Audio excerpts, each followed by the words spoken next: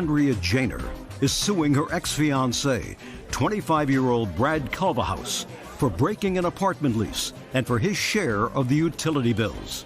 Order. All rise. Now, this is case number 550 on the calendar in the matter of Janer versus Culverhouse. Parties have been sworn in. You may be seated. Ladies, have a seat, please. How old are you, Miss Janer? I'm 22.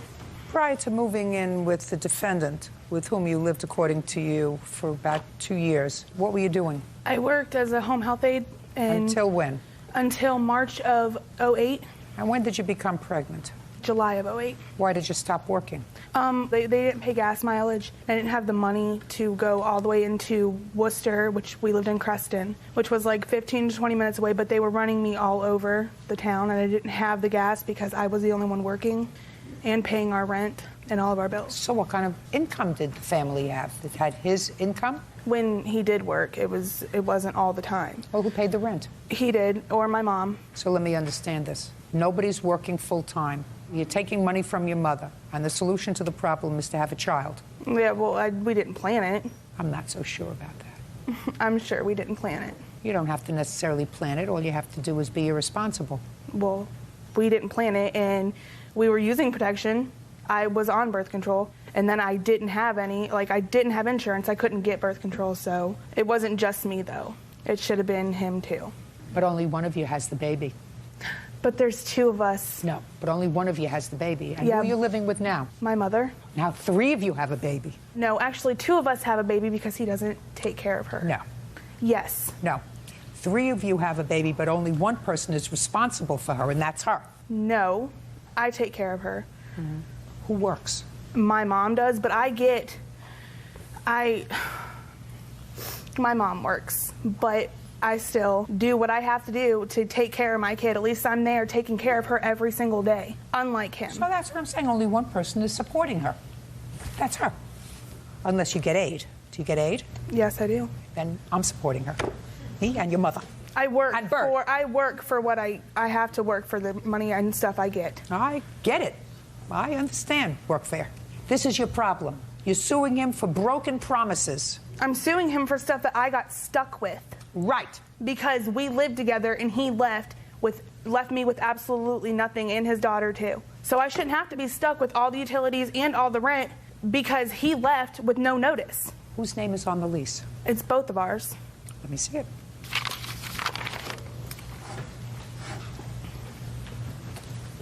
On what date did he leave? January 22nd. And on what date did you leave?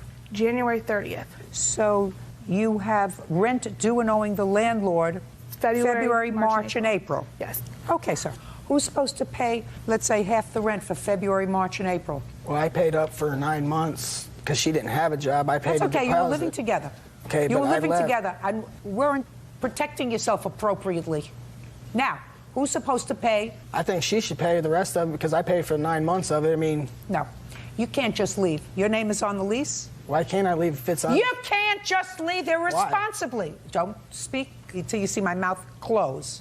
Because you have a contract, sir. Your contract is with the landlord. You can leave. It's a free country. That doesn't relieve you of your part of the contract. So you have to pay your half of the rent for February, March, and April directly to the landlord, not to her, unless you paid the landlord. Did you? I was going... is not an answer. Did you going, pay the no, landlord? I did not yet. Good. His half of the rent will go directly to the landlord. Now, is that including the deposit that I'm the one that paid for, that I'll be losing out on without a refund? No, you paid... Just a second. You paid the deposit? Yes, ma'am. I assume that when you moved out of the apartment, madam, you left it in good condition? Yes. Fine. So the landlord has to apply that deposit the last month.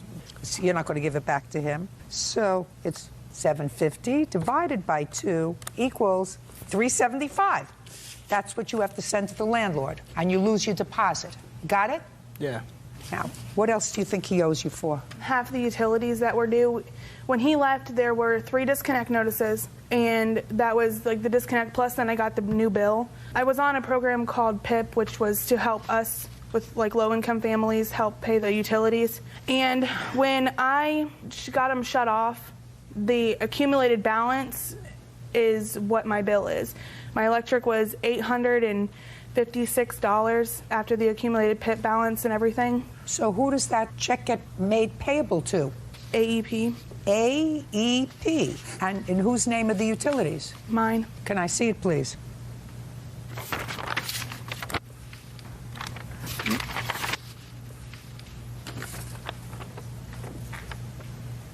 Utilities. AEP, you have to send them a check for $428. Why should I send them a check when it's not in my name and I'm the one that paid it up to I don't care. That don't make That's sense, what was. though. Listen to me. Listen to me. You don't use that much electricity in a month. That was an accumulated bill. I don't care at whose name the bill was. You live there. But I'm the one that paid it all the time. You didn't pay it because there was a Up until that balance. point, yes, I paid it. Up until what point? Until the cutoff notice, or we was 2 months behind on it. But You I'm the owe her only one 400 working and no, everything else. You don't owe her anything. You owe AEP half the bill, $428. What else? The gas was $234. What else? The cable was $92.63. What else? On January 30th, when I was packing my stuff up to move to my mother's, he came to the house to get his stuff and agreed to give me half of his income tax return because as of right now, we cannot get child support papers started because he doesn't have an address. So they won't serve him with papers until he has an address. He's here. Serve him. They told me they cannot do it unless Let me unless he explain has an something to you. address. Let me explain something to you. You knew enough how to get him served to get him here. But the small claims court was different than child support. Child support cannot serve papers to him at court unless he has an address to keep getting paperwork from them, and he does not have one. I can't help you. But I should get some of his. He claimed our daughter that he doesn't take care of. He has, in a month and a half, I can't help you. In a month and a half, he has not given us any money for diapers or anything. That's his child, too. Absolutely right. I feel I should get some of his income tax return that he got because I was the one taking care of our daughter, not him. He claimed our daughter, got money for her, and still has not seen her. Courts are not designed to take care of your kind of problem. Courts are designed to take care of contracts like these. Contracts. Not broken promises, not sadness. And I worked in family court for 25 years, so I'm going to do this for you to help you. Real cases, real people. Judge Judy. Andrea Janer says her ex-fiancé, Brad Culverhouse, owes for breaking their apartment lease and for half of their utility bills. Who are you? My name is Keela. I'm his Get over girlfriend. here. Keela what? Keela Buck, How old are you? 28, Where do you live? in Apple Creek, Ohio. Address? 18th Apple Creek. Is the lease in your name? No, I live with my parents, ma'am. Where does he live? He's been staying with me while he's looking Right. for another place. Hey, you think that they keep me here because of this face? They don't. They don't. And how long has he been staying with you while he's looking for a place with your parents? 3 weeks, ma'am. Prior to that, where did he live? He stayed with mutual friends Why did he move in with you? because he had nowhere else to go. What do you mean he had nowhere else to go? Well, I mean, he didn't have nowhere to go. I know a lot of people who may not have a place to go. I don't invite him to live with me. Why did you invite him to live with you? I didn't really invite him. It just kind of happened. What do you mean it kind of happened? Explain that to me. He's just been staying with me. I was helping him out. My parents and I were helping him out. Your parents knew him before you did? No. Where did you meet him? I met him at a bar. Great. You exercise But terrific you- judgment. Now, you have a house or an apartment? House. How many bedrooms in the house? 3 Where does he sleep? with me. That's where you serve him. Okay. Got it? Perfect. But you got Judgment for the plaintiff in the amount of $966. Out. Whatever. Parties are excused. He cheated on me with the girl that was in court with him, actually. We just wasn't getting along. It was just always argument and fights. Just didn't come home, didn't call, didn't nothing, abandoned me and my child. Just was tired of all the drama and just didn't come home. I hope he can stay out of my life. And now the next case. All parties in the matter of Williams versus Spearman, step forward, please. Chastity Williams is suing her former dog trainer, Ronald Fearman, for a refund of his fee. Chastity claims that Ronald never managed to get her dog trained. Miss Williams, You hired the defendant to do some dog training for you. You paid him, according to you, $450 for 6 sessions. Is that correct, sir? Yes, ma'am, it is. How many sessions did you give Miss Williams? After the initial evaluation, 3. And after the 3 sessions, she terminated your services? Yes. And you want your $450 back? Yes, ma'am. And he did come 3 times? Yes, he did. Well, then you don't get $450 back. Why not? Your problem was your dog didn't get trained. Exactly. Well, that happens. That doesn't mean you get all your money back. Unless he gave you a written guarantee. He did. I'd like to see it. There you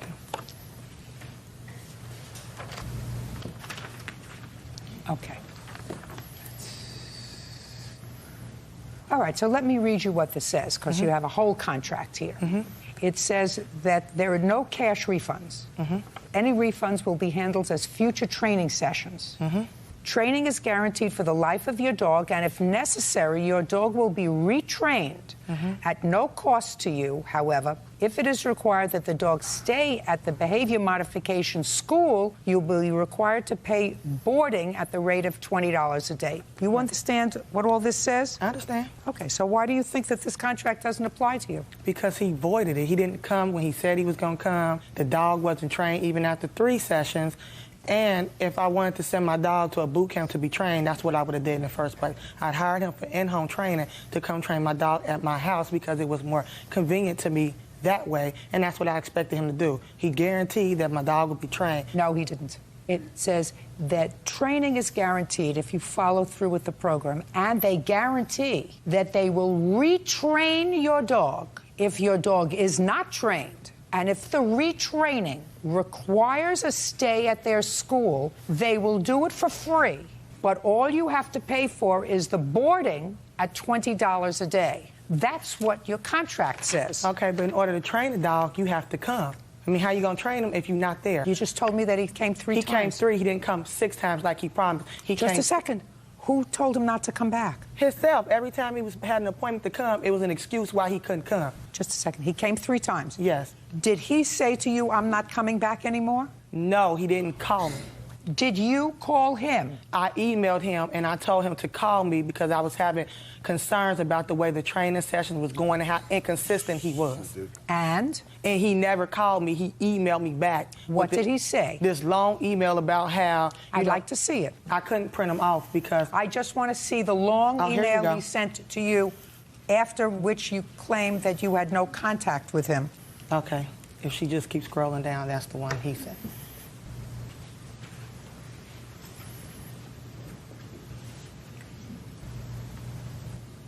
Okay, so he goes into a lengthy explanation, and he says, please contact him. After this email, did you contact him? Yes, I did.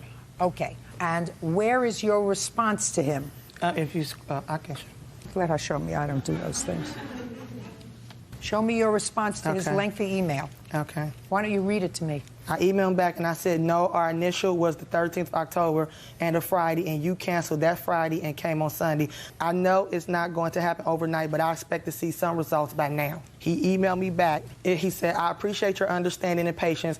What afternoon is good for you? Friday at 4 is perfect for me, but I want you there. Okay, go ahead. I emailed him back and I said, Friday at 4 is fine. I would like to schedule the 2 remaining visits also. As my grandmother is getting fed up with the dog, she's saying the dog is going to have to go. And then he never responded back. Friday at 4, I take off work early to be there for the dog sessions. He never shows. And that was the last communication that you had with him by email? No. No. Oh, well, then let me see the rest of the emails. Can I speak what I did after that? No. I emailed him back, and I said, Ron, what happened to you coming today at 4? It's 5 o'clock, and you're still not here. I haven't heard anything from you today, and our last communication was on Wednesday when I emailed you back saying today at 4 would be great. I left work early for this lesson, and for what? Nothing. And he said? He emailed me back, and he says, I was waiting for a reply that you could be here. We can do it Monday at 4, or at this point, I'm willing to keep Tonka here for 5 days for free, as long as you can come here for the first lesson afterwards, and I will still do 1 or 2 more lessons at your home. Just let me know. So he offered to give you 5 lessons at the boot camp? Yes. For free? A stay of 5 days. A stay of 5 days. Why didn't you do that? Because by this point, I didn't trust him. And I mean, his boot camp is literally an hour away from my house. It's inconvenient for me to travel there to get my dog trained. Where's the dog now? I had to give the dog away. When? I had to give him away February 18th through the 22nd. I went to Miami, Florida, and then to the Bahamas for a cruise. While I was on my way to the Bahamas, my grandmother called me and told me that the dog was running around loose and that the police, which my son, came to the house and said, if you do not keep this dog in the house, we're going to charge you $1,000. I said, at this point, I don't have $1,000 to get somebody for a fine. I don't have any more money to hire somebody to come train them, so I took him to the SPCA. So now I don't have a dog, and I'm out my money for trainings for something he said he could do, and then he didn't do it. You have to read what the contract says. I read it. What he says in this contract is, I guarantee that if you do what I tell you to do, and which includes retraining your dog or training your dog at a boot camp if necessary, and I'll do that for free if it doesn't take, but you have to be involved by following what it says here. Then you have a guarantee. But if you don't do all 6 lessons, how do you expect me to know if the dog trained or not to even say he needs to go to boot camp? Listen to me. I'm listening. You're going to get back half of what you paid him because he only came 3 times. Okay. And the last time he was supposed to come, he didn't show up. And I have a feeling that he's very, very busy and that there were other times that he didn't show up. I read some of the emails, sir. You got a turkey baster in your knee, your mother had a stroke, the henny penny, the sky was falling, and there was an earthquake in Southern California. I read all your emails. No excuse. Not an excuse. But you were there 3 times. Well, You're entitled to get paid for the 3 visits you made to her house. I explained to her from the very beginning, I run a dog boot camp, the most original one in the United States. This is your contract. Well, I don't care what you explain to her. Your contract with her falls within the 4 corners of this document. It says you're going to provide her with 6 visits, and you didn't show up at all she didn't show for the for 4th any. one. She didn't show for any. She doesn't have to. The yes, dog's she did. there. No. I required her to show. Just a second. Show me here.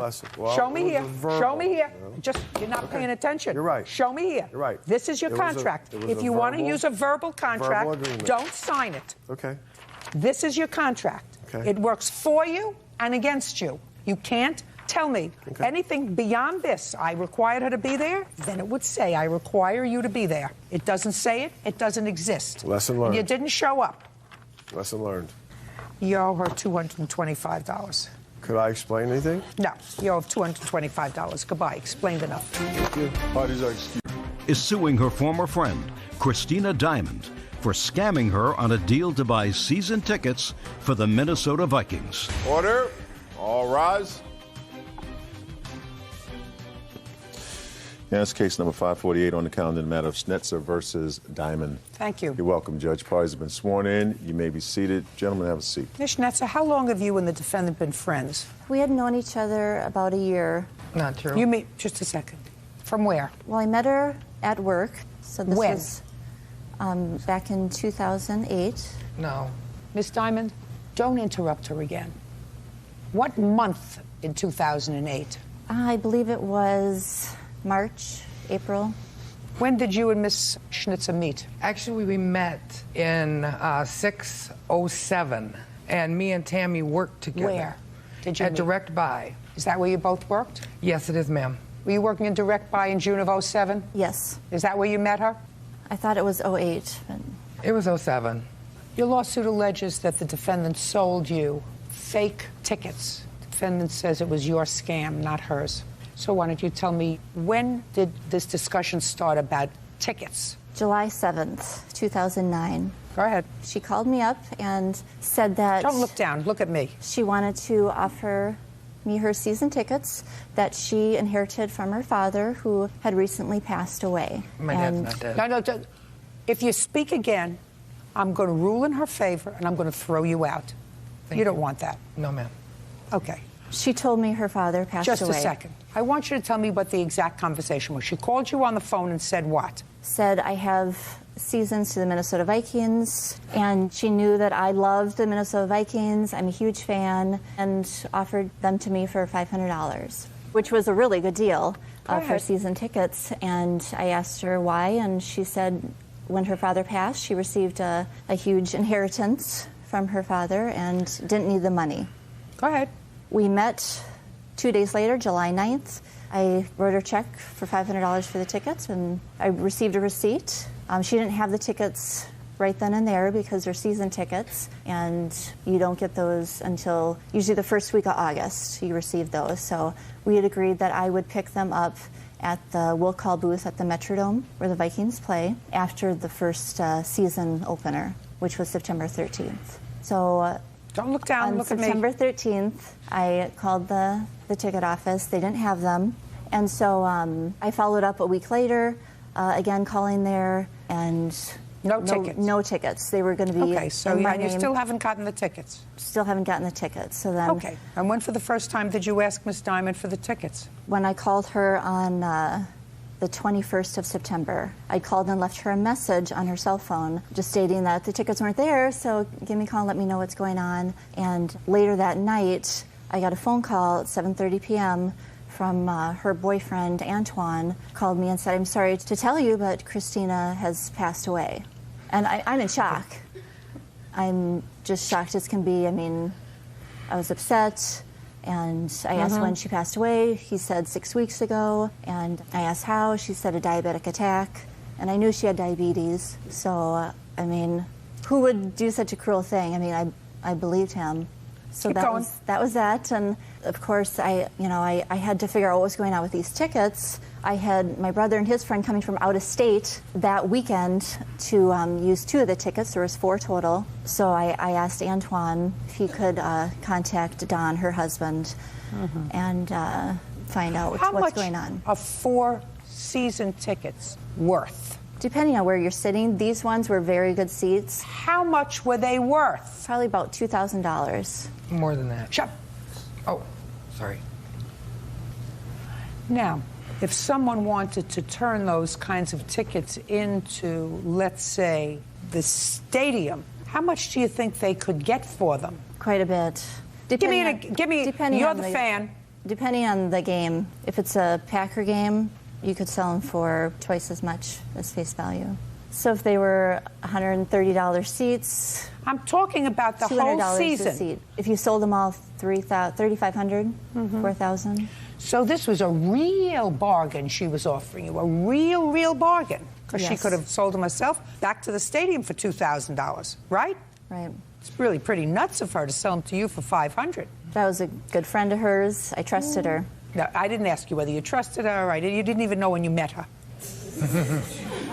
You didn't even know when you met her. It's a really good deal, because all she had to do was get in the car and drive 5 minutes, and she would have been able to get 4 times as much as she sold them to you for, right? Right.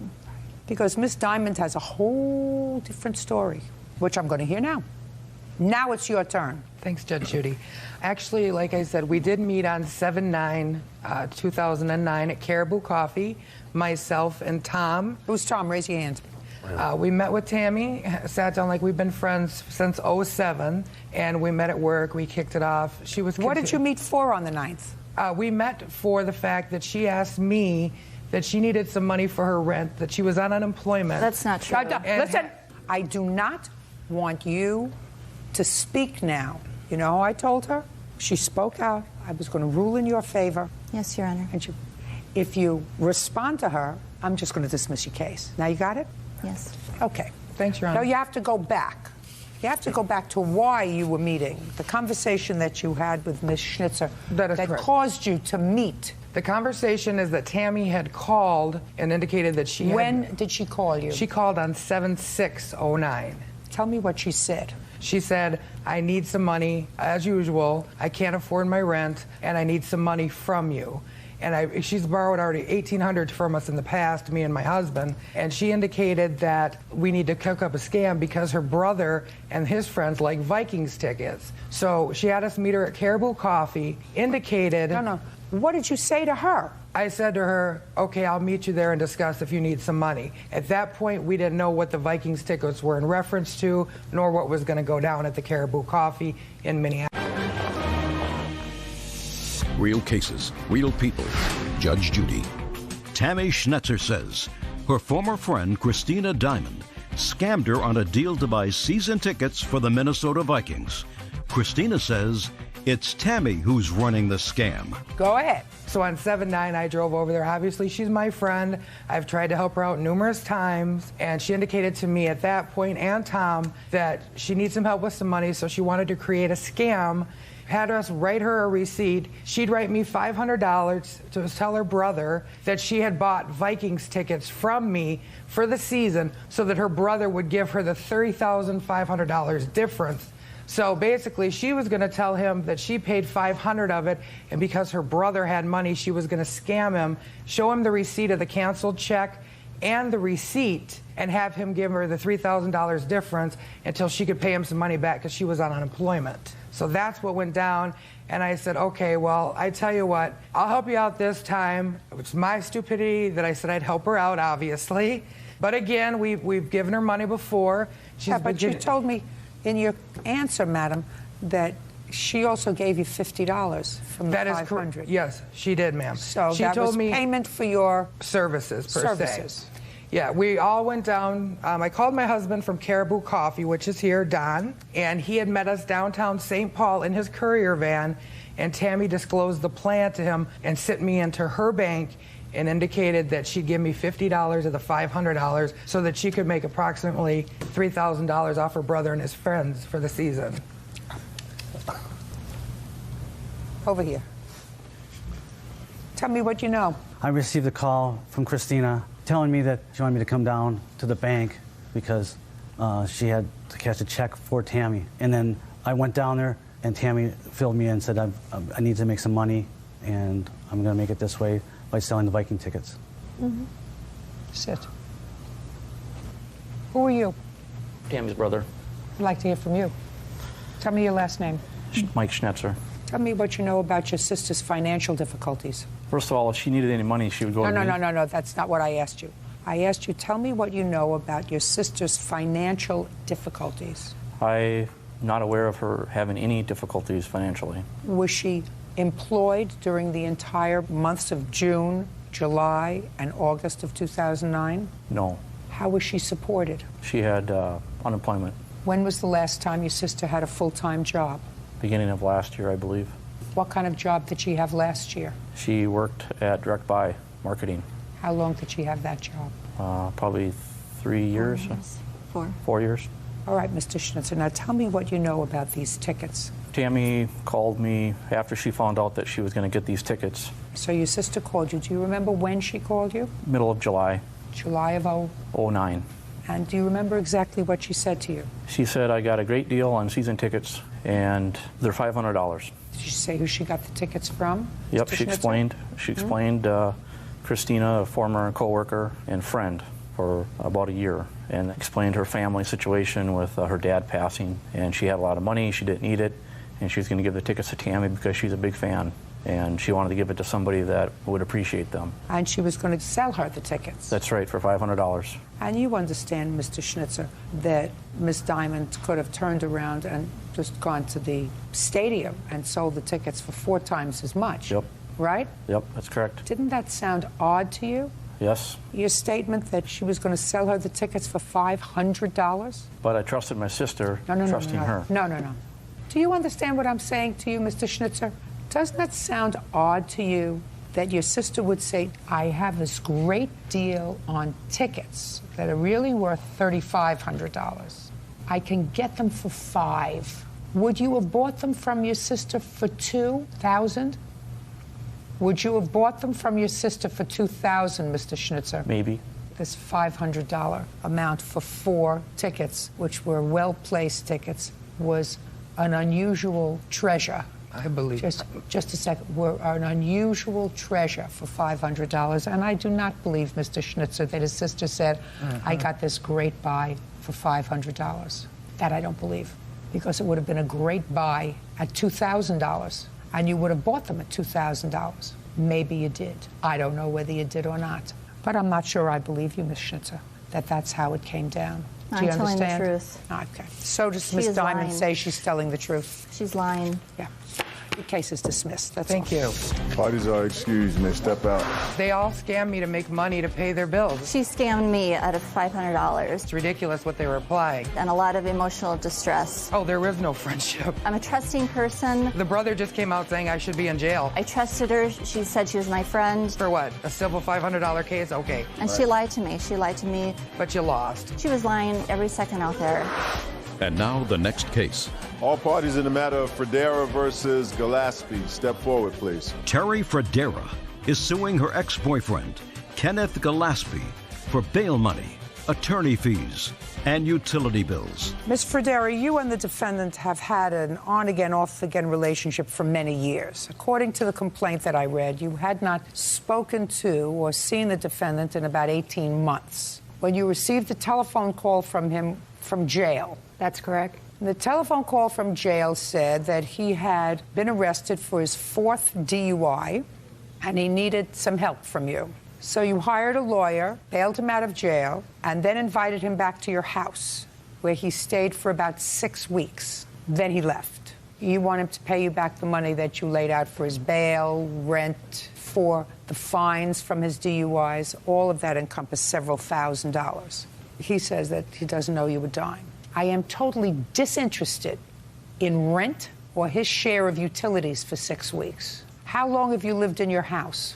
I've lived in my home since 1991. So his living there did not cause you any greater expense? That was really a rhetorical question. The answer is no. And you hadn't heard from this bad boy in 18 months.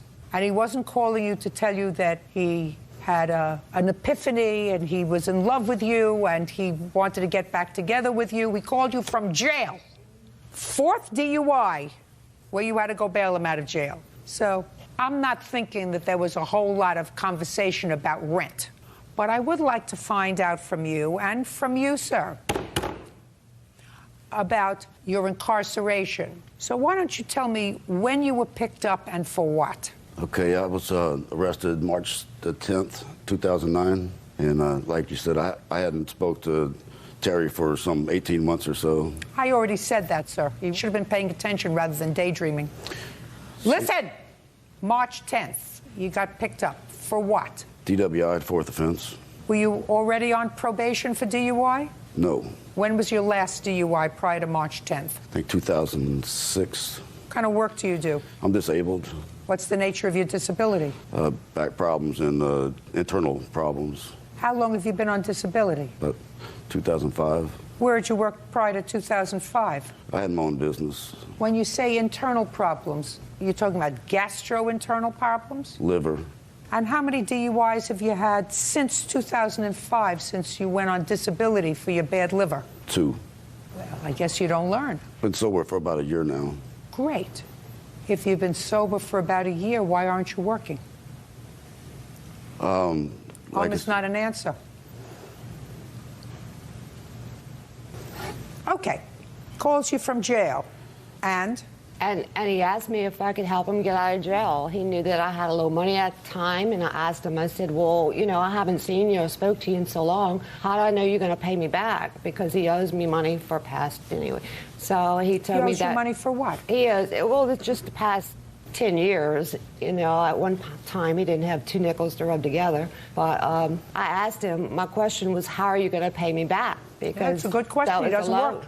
And he told me he had a paycheck coming to him that was due to him, that he was working. How could he have a paycheck? He's on disability. He was working on some job, and he did have a paycheck due to him. How do you know that? What job was he working on? You must have found out. He told me he had been working. Oh.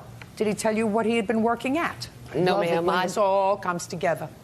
Here's a copy of the check. I paid Mr. Ernie. This was an attorney. He had recommended somebody in jail, recommended that attorney. And on the back of that little business card has Ernie's signature, where I paid him $3,000. All right, so now you're out $3,000 for the lawyer's fees. How much did he pay you back? He's paid me a total of $1,747.19. Where'd you get the money from? I'd had that one paycheck, and I'd give What paycheck? I had done some electrical work the first part of 2009. How much did you get? That check, I believe, was a little less than $1,400. Did you report it to the government? Yes. They take it off your disability? No. I haven't hardly. That's the first money I've earned since I've been on disability. This was in March of '09. Right. How much have you earned since March of '09? Nothing. So this was just lucky that it was just around this time that you got that check. Right. Since 2005. Yes, ma'am. Mm-hmm. Now, you paid her back, according to her, $1,747. What did you pay her the $1,747 for? I was just trying to help her out. You were. You're going to help her out a little more, to the tune of $1,253, because that finishes up your lawyer's fee. Judgment for the plaintiff, the amount of $1,253. That's all. Step out. Parties are excused. May step out. Jill claims she was neglecting his children. Order. All rise. Yeah, this is case number 586 on the calendar in the matter of Peary versus Chambers. Parties have been sworn in, Judge. You may be seated. Gentlemen, lady, have seats, please. Ms. Peary, you had provided child care for Mr. Chambers' children for some time. Your complaint is that he removed his 2 children from your daycare facility recently without giving you the requisite month's notice. He had only given you 2 weeks' notice because he had paid the beginning of the month and he removed the children in the middle of the month. Mr. Chambers states that he believes that his children received inadequate care. He was quite concerned about an incident that occurred at your daycare facility with one of his children, and because of that, he should not be required to give you the 30 days notice. That's your position, sir. Is that right? That is my position, Your Honor. Okay. When did you start to take care of the Chambers children? Initially in January of 2001. And how old were they at that time? They were quite young. The youngest was crawling, and their older was around 1-ish. That would be hard. How old were your children in January of 2001, sir? I believe my youngest was just about 6 months, and the older, I believe, Your Honor, was just turned 2. And they were there full-time? That's correct. Now, there was a time when they left your facility for a brief period of time, and then they came back a few months later. When did they terminate your service? December. December what? Of 2002. December what? Well, they had paid through the last day of December. When did they remove the children? What date? Yes, sir. December 19th, I believe, Your Honor. Oh, right, where they did not come back. That's correct. Now, Mr. Chambers, you're going to tell me why you removed the children on the 19th. On that date, I, along with my friend, had gone to pick up my children. It was approximately 4:45. When I arrived, my child, who was 3 at the time, was sitting next to a piano in the living room, crying, and he had... What's his name? His name is Tyler. And he was wearing this shirt, Your Honor, and it was soaked on this sleeve, and he had chewed little holes in here. He was sitting on the floor. I didn't see any adult, so I went over and I addressed him and asked what was going on. At that stage, my 2-year-old ran up and said, Tyler's in trouble. Then the adult supervisor at the time, whose name was Liz, entered the room and said, "Oh, I'm glad you're here. We're very angry at Tyler." I asked her, well, what's going on? She goes, he scratched Mrs. Just a second. Is Liz an employee of yours? Yes, ma'am. Where is she now? Because of the incident, they had a state investigation, and all claims were cleared. And so Where is she now? She's working at the daycare. You did not bring her? No, ma'am. Where were you during this incident? I was present. You were there at 4:45 p.m.? I had left at 3:45. So you weren't there at 4:45? Correct. Her employee's working. She chose not to bring her. I'm going to let you tell me what she told you. Yes, ma'am. And also, she said they were very angry at Tyler. They were very angry at Tyler. He had scratched Miss Jen's piano. She showed me the scratches. There was considerable damage. He is only 3. To me, it was my understanding he had been doing it for some time. Did Tyler cause considerable damage to your piano?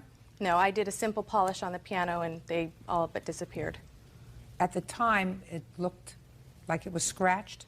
Oh, it had been scratched, but it wasn't considerable. It wasn't anything that I was too concerned about. But he had done something. Okay. Were you present when he scratched the piano? Yes, ma'am. What time did he scratch the piano? It was during nap time, which was 12:30, between 12:30 and 2 o'clock. Well, where were you? During nap time, he lays in the living area, the general area, and I am in the kitchen area, which overlooks the general area. You did not see him marking up the piano? No, I did not. When did you discover that he had marked up the piano? When I was cleaning up after nap time. What time, 2 o'clock? Yes, it was between 2 and 2:30, and had found the scratches and said, Tyler, did you do this? What happened? And he showed me he had brought in a piece of clay from outside. We'd had a windstorm and a pot broke. Brought it in and had started writing his T's and his letters on the piano. Judge Judy continues in a moment. This is not a business for you, madam. I've been in the business for 13 years. Well, I want love to tell you their something. children. I don't know where, but I wouldn't leave my child with you. They're very well watched over. In fact, what I'm telling you is, it's outrageous. And later today, I finally got the chow off, and I went back to get the Rottweiler off. That's when I got bit in the thumb. I picked my dog up, and he was full of holes. child care provider Jennifer Peary says former client Mitchell Chambers owes for breaking their contract. Mitchell claims Jennifer gave his son a 3-hour timeout. So from 2:30 to 4:45, he was in timeout? No, ma'am, no. He was in a 15-minute timeout. Yeah. Well, why was he still sitting in a corner at 4:45 crying?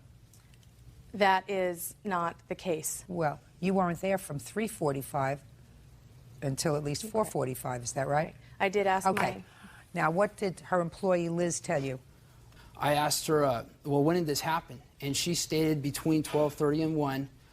The children were down for naps, and she heard Miss Jen scream and was upset about the piano, and then she said that they found some pottery in the room. They asked Tyler, and Tyler said he had scratched the piano. And this is the shirt that he was wearing, and his diaper was also wet. I have reason to believe I can't understand that he wasn't there for 3 hours. Right.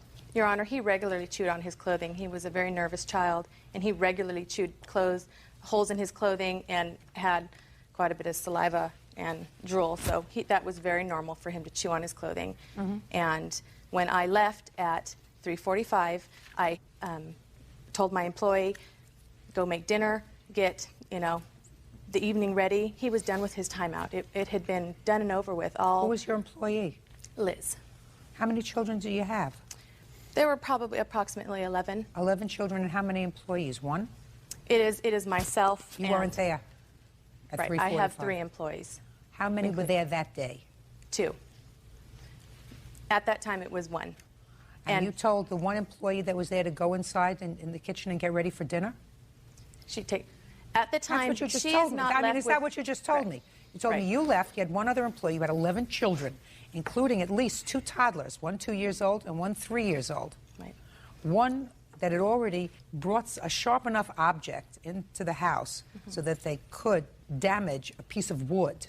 That piece of sharp object that he brought in from the house could just as easily have hurt him as hurt your piano. And you left 11 children in the care of one person who you told to go in and prepare dinner. There were not 11 children there at the time. Well, that's there what was I there asked you. in the day. I asked you how many children were there on December 19th? For the total day. But when I leave one employee in charge, no more than 8 children can be there at a time. Good. You left one person with 8 children, correct, toddlers, and you told that employee to go and prepare dinner. Right. She takes the children with her into the kitchen area. Miss Perry? Pardon me? You're going from bad to worse, madam. Oh, I'm just trying to get my point across. You're getting your point across. She takes all 8 children with her into the kitchen to cook dinner? That is Where were you correct. going at 2:45? My daughter has piano practice, and I take her to practice, and then I come back home. So the situation had not gotten out of hand. Miss Perry. Yes, ma'am. This is not a business for you, madam. I've been in the business for 13 years. Well, I want loved to tell you their something. I children. don't know where, but I wouldn't leave my child with you. You have 8 toddlers that you're putting in a kitchen with somebody who's preparing dinner, and you're out taking your daughter to piano practice. That's outrageous. They're very well watched over. In what I'm telling you is it's outrageous, and you shouldn't be here. So if you've been in business for 13 years, I would suggest that you take your business and its good name and walk out the door, because if they gave you 2 weeks' notice under these circumstances, that's all you were entitled to. Goodbye. Can I mention the state? Goodbye. She didn't even let me Why does say that anything. excuse? They step out. They had the state investigate me. They did a 30-day grueling investigation, and I was cleared of all charges. It doesn't mean it didn't happen. It just means that they couldn't prove it. I really don't think they wanted to pay me. They wanted to get out of payment, and so they made up a story. The children obviously aren't old enough to really be a witness. They pretty much took my version and then her version and said it was a draw. And now the next case. All parties in the matter of Meyer versus McDermott. Step forward, please. Terry Meyer is suing student Elisa McDermott for vet bills and pain and suffering due to a dog attack. Elisa says Terry's dog attacked first.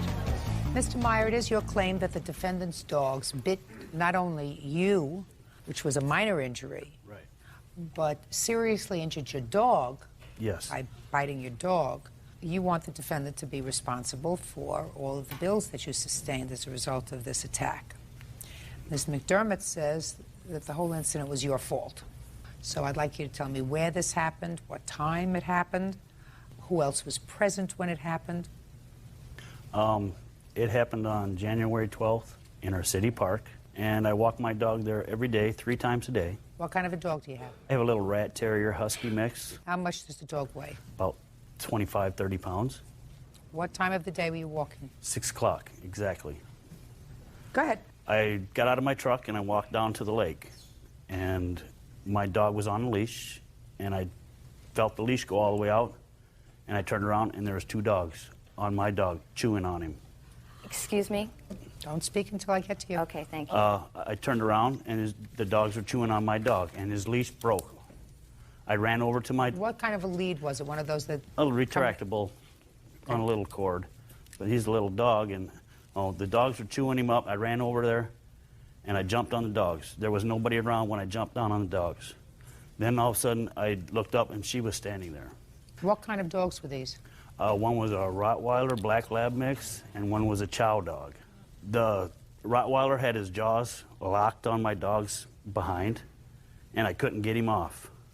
I screamed at the lady to help me get her dogs off of him, and she couldn't get him off. So Did she try? She tried, but she couldn't get him off. I pulled the Rottweiler's jaws off my dog, and I got him off, and then I went to get the Chow off my dog, and the Rottweiler grabbed back a hold. So I was fighting with 2 dogs at the same time. I finally got the Chow off, and I went back to get the Rottweiler off. That's when I got bit in the thumb. I picked my dog up, and he was full of holes. I could almost reach inside of his stomach. He had several surgeries? Yeah, he had to go in surgery like 2 or 3 times. Okay, how did you find Miss McDermott? I searched everywhere. I couldn't find her after I took my dog to the vet. She was gone already. The police came there right away. They couldn't find her. Then the city newspaper printed it in the paper. And you went into the police station? Yes, I did. Okay, good. Now let's go back to the 12th. Okay. At about 6 o'clock in the evening, you're walking your 2 dogs. One is a Rottweiler mix. Yes, I have. Did you want pictures? I'd like to take a look at them, please, Bird. And I also have something from the vet, and I have his vet bill. Want to tell me what happened with your dogs? Okay, on the 12th? it was dark. It had just snowed quite a bit. We came around some evergreen trees, and I see a white, and I think it had some black on it, dog running at my dogs. So my dogs protected themselves. They did not attack his dog. Were your dogs off the leash? Yes, they were. And I paid the fine, and his dog actually was off the leash also. I know, but unfortunately, his dog didn't bite yours, nor did his dog bite you. He threw himself on his dog. My dogs didn't go after him. All precipitated by the fact that there were dogs off the leash. And actually, his dog did bite mine, but my dogs, as you can see in the pictures, have really thick fur. I'm waiting for why you don't think you're responsible. Because his dog wasn't on a leash, my dog wasn't on a leash. My dog did not attack his dogs, nor did they attack him. Well, let me ask you this question.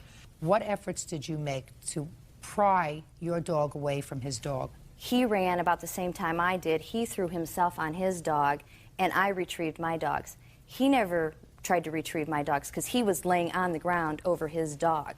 What caused you to go to the police?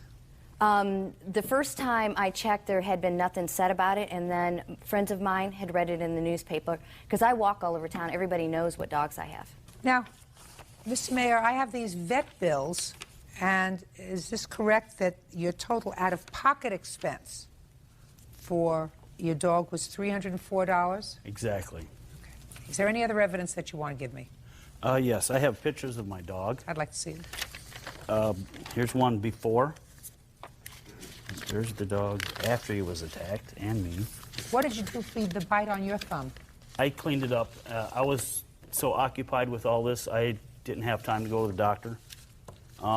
This was a 17-day nightmare. I mean, my dog could hardly move. He couldn't do anything.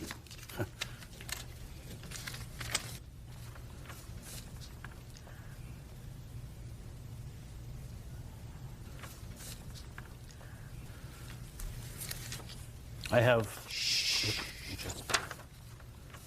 Miss McDermott, is this the first summons you've received for letting your dogs be Yes. without a leash? Anything else? Yes, Your Honor. I have her arrest. Well, she turned herself in, but they considered it an arrest. Can I see that, Bird? And if her dog didn't bite before, why did she put her own dog to sleep? Which dog did you put to sleep? I put the Chow to sleep. Why?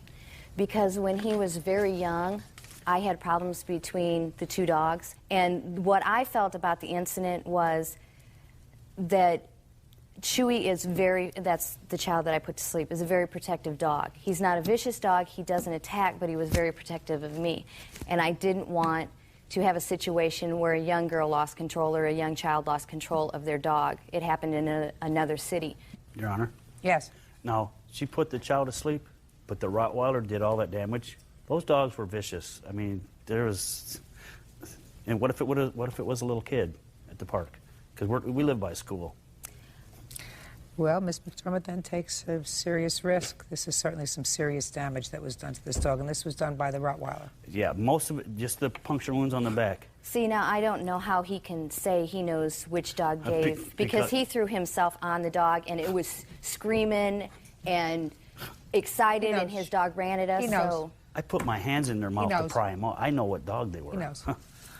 Okay, so the pain and suffering that you're asking for is the pain and suffering for the dog. Yes. I don't know of any court that awards pain and suffering for the animal, sir. This clearly was a situation that was instigated, in my judgment, by her two dogs being off the leash. And I wish I had more confidence in the fact, Mr. Mayor, that your dog was on a leash. Yes. Do you understand what I'm yes, saying to I you, do. sir? I'm not so confident that when you let your dog out of the truck, you weren't just going to go around the park comfortably like she was doing. That doesn't say that this should be the result. Right. So absolutely, Miss McDermott has to pay for your vet bills. And I'm also sure that, are you a working man? No, I'm disabled. I don't work. I spent 17 days taking care of this dog. Oh, okay, because I was going to say you would also be entitled to the time that you spent away from your job tending to the dog. Yeah. Taking the dog to the vet, but you are unemployed. No, So I'm you're disabled. Yes. Okay. So judgment for the plaintiff in the amount of $304. Thank you. That's all. Parties are excused. You may step out. $1,700 is excessive, I think, for pain and suffering when he had 6 vet bills. I had a 12-foot leash. No, if the dogs weren't attacking my dog, you wouldn't have... No. I actually agree with how she presented it. I think it should be taken a little different since they were both dogs involved, because dogs don't act like people. Could have been a little kid, like I said. Her dogs were vicious. They should have both been put to sleep.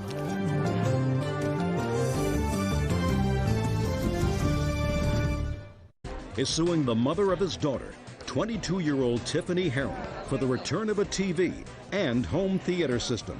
Tiffany claims Justin abandoned the property. Yeah, it's case number 151 on the calendar in the matter of Clausen versus Harem.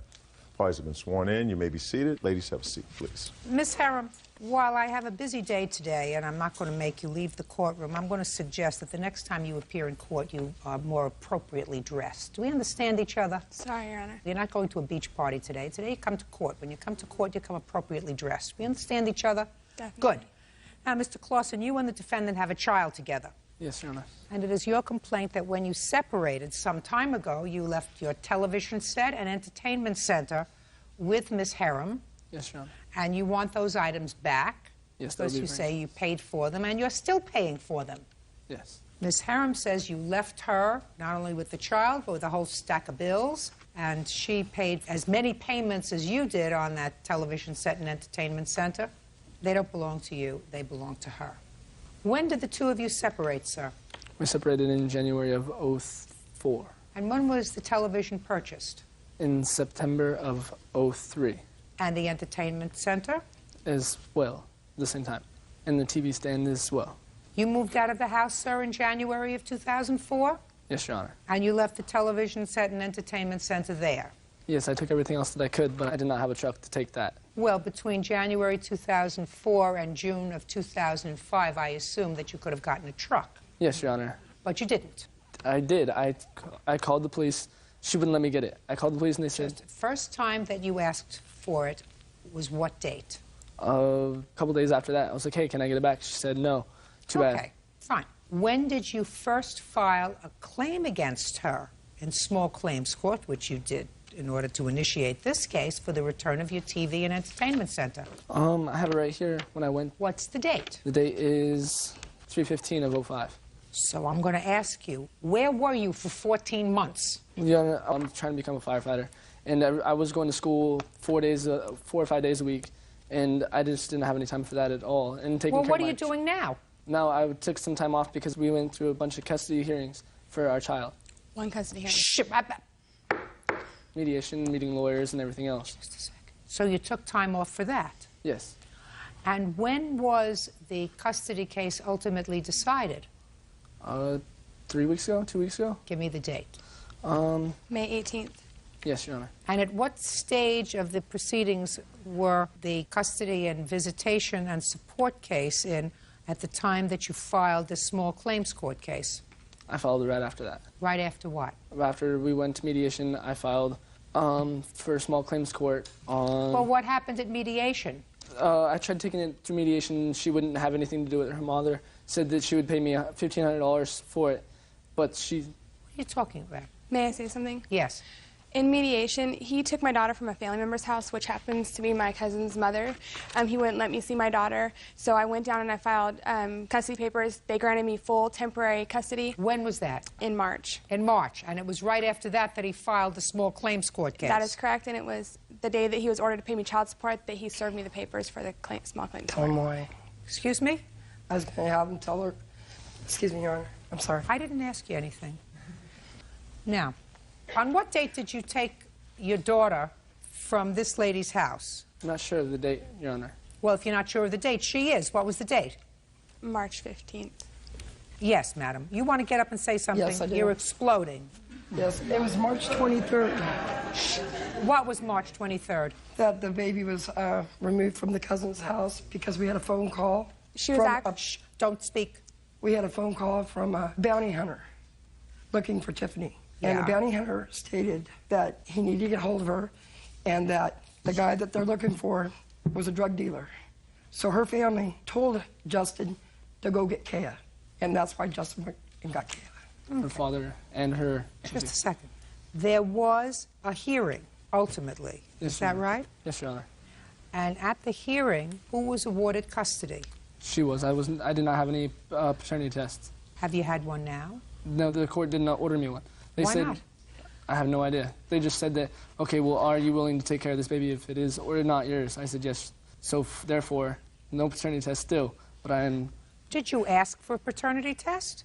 Yes, Your Honor. And they didn't really do anything about it. He actually filled out the paperwork and everything. In They the were courts. served to me in court when we had our custody hearing. Oh, fine. Very good. So right now there has been no legal adjudication of paternity. Is that right? Because you haven't had the paternity test. Exactly. Your Honor, okay. they made him sign a paper that said that that he didn't have to take a paternity test, that basically when we went to court on May 18th, they were granting him he was the father without the paternity test. Is that what they did? Yes. That was very stupid on your part. Mr. Clausen, I'd always take a paternity test, sir. Yes, Your Honor. You never can tell. But that little girl is my whole life. I love her more than anything in the world. Great. Listen to me. Did you live together?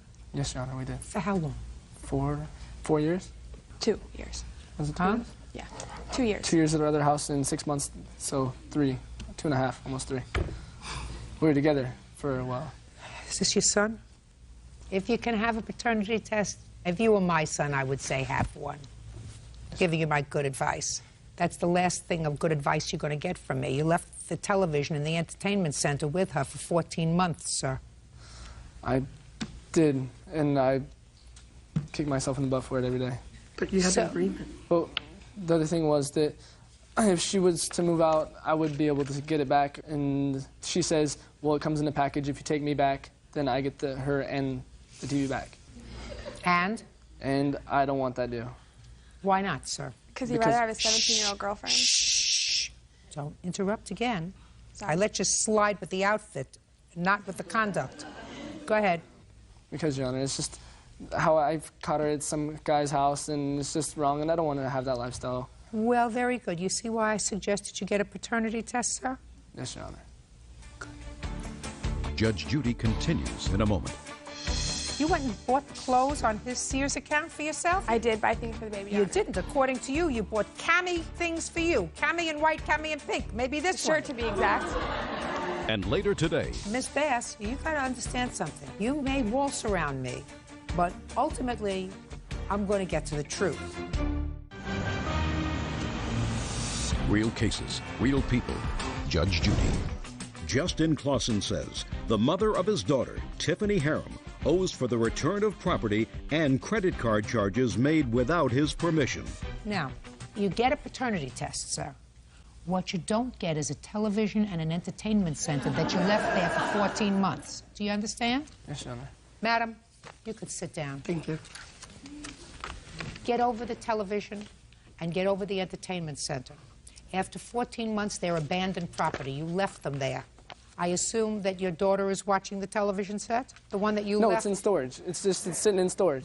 Is that sitting in storage? No, it's not, Your Honor. Where is it? It's in my house. In my bedroom, to be exact. If you would like to call her father would say that it's in the storage. It's underneath his name. I'm not calling her father. I'm telling you, get over it.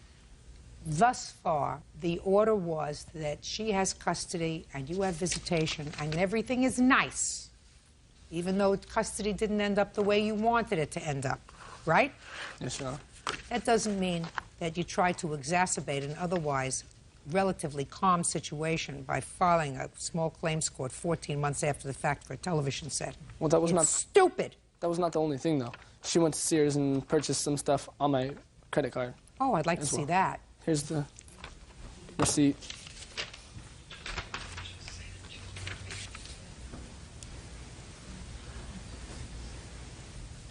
You went and bought clothes on his Sears account for yourself? It's in my name as well, Your Honor. I don't care if it's on your name. Did you discuss it with him first? No, it's my credit card, too. Your Honor, Who's paying the bill?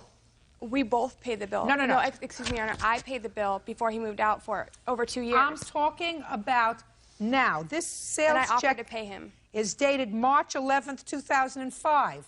Well, why all of a sudden did you start using this credit card? I went one time and... Well, you have to pay for it. Because I feel that I have paid my fair share of all of his credit cards, and I have them here. Listen to me very carefully, madam. I have no counterclaim. All I have is somebody who, after a year and a half, went in and used a credit card just to give him one of these zingers, knowing that you weren't going to pay the bill and he was going to get stuck with it. And I would feel a little bit more compassionate towards you if you bought things for the baby. But you didn't. I did buy things for the baby, Your You Honor. didn't. According to you, you bought cami things for you. Cami in white, cami in pink. Maybe this one. Shirt, to be exact. That you get paid for. So a judgment for the plaintiff in the amount of $204.81. Thank you. Parties are excused. You may step out. He's a good dad. He was there all through my pregnancy and, and still is for her. I will continue being a great father. We were very young. We've been together for a long time, 6 years. For her, she'll probably keep being a good mother. We had a lot of growing to do. We're different people now than we were, but definitely still both good people. And now the next case. All parties in the matter of Bass versus Harpster, step forward, please. 21-year-old Justine Bass is suing her boyfriend's half-brother, 26-year-old Timothy Harpster, for stealing her car. Timothy says the car was in his name. All right, Miss Bass. This gentleman was your boyfriend's brother. Still your boyfriend? Yes. This is the boyfriend? Yes. Were you all living together? Yes. And according to your complaint, you had a car. Mm-hmm. Your insurance was very expensive. Correct. Why was your insurance so expensive? Because I was only 20 so my insurance was really high. And my policy was about to expire, so Tim had given the offer to put it in his name. Okay, it's your car, and you're going to be driving it. Primarily, yes.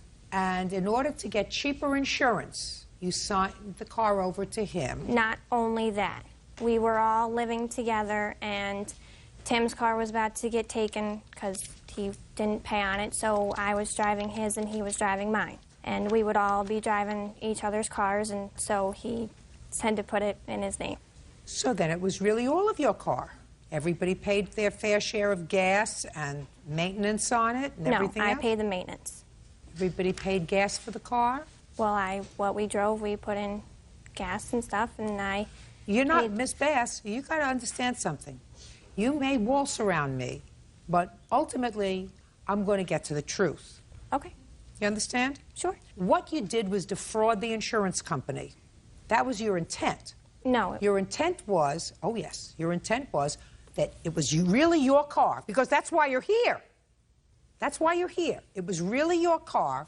You put it in his name for insurance purposes, because if he took out the insurance, it would be cheaper. And then, when you all had a falling out, he took the car, and you want your car back. That's what the case is about. So it wasn't all of your cars, it was your car. That's what you're suing for. Right? Right. Okay. So what you really did was, when you put the car in his name, which he acknowledges, and he acknowledges that it was put in your name for insurance purposes, right? Yes. You didn't pay her anything for the car, did you? No. She didn't make you a present of the car, did she? No. It was put in your name for one reason only, to defraud the insurance company, right? Yes. Now, when did you stop living together? In February. Who moved out? I did. What'd you do with the car? Well, it sat at the house. I moved out on the 1st of February, and shortly after that, Justine, my brother, I guess, moved out of the house. When? As of, I think it was March, around March 1st. When did you move out? We moved out on March 1st. And? I actually had some problems with Justine and my brother trying to get some of the things, my belongings, back out of the house. Finally, I did get to pick up the motorcycle that was left in the garage. I don't care about your things. That's not for me, Right. sir. What happened to the car? Like I said, we had gotten into some arguments and things. I didn't take the car until almost the end of March. The car was left at the house. In the old house? Yeah, they actually moved out and didn't take the car with them. Is that right? And it sat We there. couldn't. The title was not in my name, and it would be considered stolen, and the cops would have been called, and I would have got in trouble. So you left the car there? Had to. So you left the car there? Yes. After you moved out on March 1st, when did you contact him? For what? For your car back. I had tried calling him, and he wouldn't answer the phone. Tom had tried calling him, and he wouldn't speak to us. And so... You wanted some stuff from the house. He already got it. What'd you do with the car, Mr. Harpster? I sold it, actually. To whom? A friend of mine. Show me. Show me proof that you sold it. I don't even have proof, but I did, though. When did you sell it? 3 weeks ago. Actually, I didn't even have a problem with giving them back the title for their car. I didn't want their car. I could care less about that car, but when I asked them for the rest of the things back, such as the key for the motorcycle that was left in the garage, they started a big problem. So you sold the car? No, not necessarily. How much did you get for it? $900. What year car was it? 92 Acura. How many miles did it have on it? 117,000. Can I get the blue book on a 1992 Acura?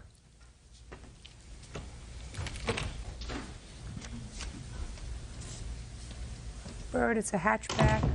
Yes. Let's put it in fair condition, please. What kind of car is it? Integra GSR. It wasn't a GSR. It was a GS. GS. Fair condition, 1625. Can I take a look?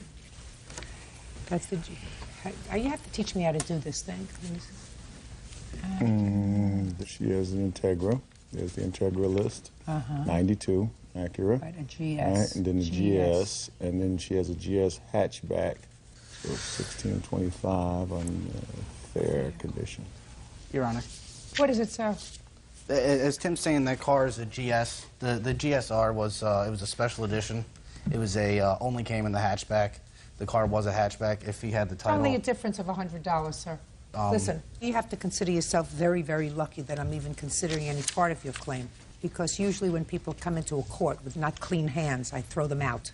I understand what you were saying as far as the defrauding insurance company, but the fact is that Tim was primarily driving that car. His car was often parked. Let me explain something to you. You want me to read you what your girlfriend said in her complaint? Well, I've read it. You want me to read myself. you? Okay. The insurance policy on my car was about to expire, and Tim said he could put it on his policy so that I could get a cheaper rate. That's why she says that you put the car in his name, to get a cheaper rate. That's fraud on the insurance company, sir. Any way you slice it.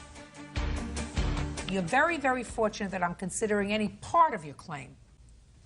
Certainly not worth $2,800. I don't believe that you got $900 for it. I'm not even sure that it's still not sitting in your driveway someplace. No, it isn't. I did sell it. And you sold it because you were angry over your property.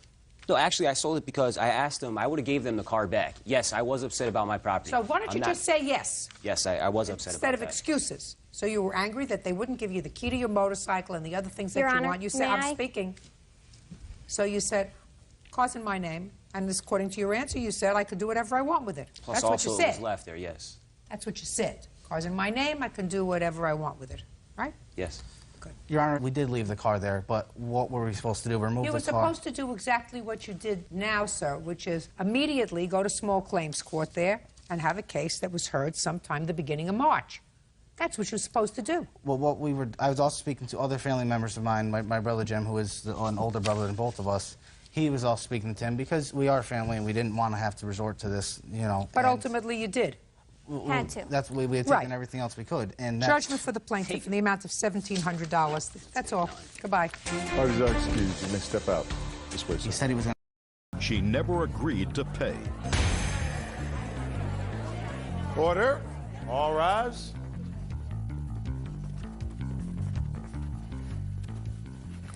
Now, this is case number 546 on the calendar in the matter of Newsom versus Harris. Parties have been sworn in, Judge. You may be seated. Folks, have seats, please. Stand over there, please. Your last name is what? Crispin, C-R-I-S-P-I-N. Mr. Crispin, I think that you're an integral part of this case, which is why I asked you to stand up with Miss Harris. Uncross your arms, please. Miss Newsom, I'm going to try to set up what I believe is the family tree here so that we all understand it. You have a child who is 7 years old. Correct. Mr. Crispin, I assume, is the father of that child. Correct. Miss Harris is his current girlfriend. Is that right? That's correct. Do you have any children together? No, we do not. It is your claim that Miss Harris called you around holiday time last year and asked if you would do them a favor. Mr. Crispin wanted to take the child that you share, your son, to visit his family over the holidays. And Miss Harris was calling to find out if you would rent a car using your credit card so that he could take Miss Harris, I assume, or not Miss Harris, just your son and himself to visit his family over the holidays. Miss Harris was doing that because she wanted to make him happy. Probably. And she said they didn't have a credit card. Would you rent the car in your name and she would pay you? Correct. And she even gave you a check for $250 for the deposit. Correct. And you said? Well, I told her that I would go on and rent the car based on the fact that she asked me, not because of him, and plus because of my son. Okay. Now, did you get along with Miss Harris? Yes. Excuse me, Judge. What? Do me a favor. Take your hands out of your pants, please. How should I be standing just like stand this? with your hand. Just stand with your hands to your side. Okay. Okay. Thank you. Thank you, Bert. You get along with Miss Harris? Yeah, she was cool. We was pleasant. I got and when your son goes to visit, exactly, she's nice to him. She so called and checked up to see how he was doing and everything. Exactly. Good. Perfect. But I assume you don't get along with Mr. Crispin that well. No, I do not. Okay. So you said you would rent the car for her. Exactly. Now, how did she get this check to you? Well, we met up at Key Bank, and she gave me the check. deposited into my account. And then where did you go? Then we went to the rental car place at the airport. And on what date did you rent the car? It was Christmas Eve, December 24th. So what happened next? After we rented the car, I got insurance on the car because I knew that I was not going to be the one driving the car, that he was, because my car insurance paid for rental cars. So we rode up the street off Seltzer Road. We exchanged. I gave him. Did they have him listed as a driver? No, they didn't. No. Why not? Because we Don't didn't they set usually it up. do that? That's the way it's supposed to be done. That's the way it's supposed to be done. But we didn't do it that way. So you did it the wrong way? Yes. In the contract that you signed, didn't they say, are you the only driver? Well, they asked was I the only driver. And you wrote down yes. So what happened next? After we departed ways, went home, and I rented the car for a week. Just in case he didn't make it back due to traffic or the weather or whatever. I rented the car for a week. And April had agreed when she gave me the check for the $250, she had agreed that she would hook up with me Friday so she could give me the rest of the money on the rental car. How much was the entire rental car? The entire rental car for the week was like $431. Okay. Okay. So I called her Thursday. And I said, April, are we going to meet up Friday? And she was like, well, I have a meeting at my job, so let's do it Saturday. I said, what time? I said, I'll base my schedule around yours. She said, around 12. I said, okay, fine. I gave her till 1:06. Called the house. She did not answer the phone. So then I said, okay. So then I called back later. I said, April, she answered the phone. I was like, April, what's going on? Are you going to meet me to get the money? Well, Jeffrey's not back. I said, what does Jeffrey being back have to do with you giving me the money for the car? She said, well, I can't get to the bank. I said, well, April, he has the rental car. He doesn't have your car, so he's not going to be using your car. He's out of town. And she said, well, I have to wait till Jeffrey get back. I said, okay, fine. I said, well, you know that the car is supposed to have been turned back today. And I said, if the car goes any longer, you're going to be responsible for paying those extra days. She said, well, I know, but I'm not. She said, I don't have an ATM card, and I need to go to the bank, but I can't go to the bank until Monday because I don't have an ATM card. Did she ever give you the money? No, she didn't. What happened with the $250 check? Well, she gave me the check for the $250. I deposited it into my account. A few days later, I received a letter from my bank, which is right here, stating, please find and enclose a copy of the 12/24/2002 deposit of $250, which has been returned unpaid due to the account is closed. As a result, we have deducted this amount from your account along with a $20 return deposit fee. Judge Judy continues in a moment. Pay no attention to what he's saying to you, madam. I want you to understand this. You don't want me to make you look foolish, do you? You know I have that capacity to do that if you're lying to me. And later today, Why in the world, Mr. Peterson, would you come to court and say, I, in effect, committed statutory rape, and I'm here to ask her for rent? real cases, real people. Judge Judy. LaVonda Newsom claims her ex-boyfriend's current girlfriend, April Harris, owes for a loan to rent a car. April says LaVonda should be suing her ex. Okay. Okay, Miss Harris. I know there are a couple of other smaller issues with regard to gas in the car and that sort of stuff, but I would like to hear your version of these events, madam. Okay. Granted, she wasn't called to ask to rent the car for Jeffrey. Okay? She told me that she needed an extra $250 to show for a deposit in the... Now, just a second. She called you? She had informed me when she was calling the rental car companies. I want to know how you got to the rental car company. Did you call her and ask her to rent this car? I just said that. Well, I said after I spoke to her. Okay. Let's go a little slower. I called her. You called her for what purpose? To see if she would help me rent Jeffrey a car. Jeffrey was wanting to go home to Alabama for Christmas. She had told me that the amount of the rental required a $250 deposit. I told her that I would give her a check for $250. However, that check will not clear my bank. She said that was fine. I told her, and she did know, that if it's a deposit, that she would get the deposit back for the rental. Why didn't you rent a car for Jeffrey? My credit card was maxed out at the time. It was Christmas.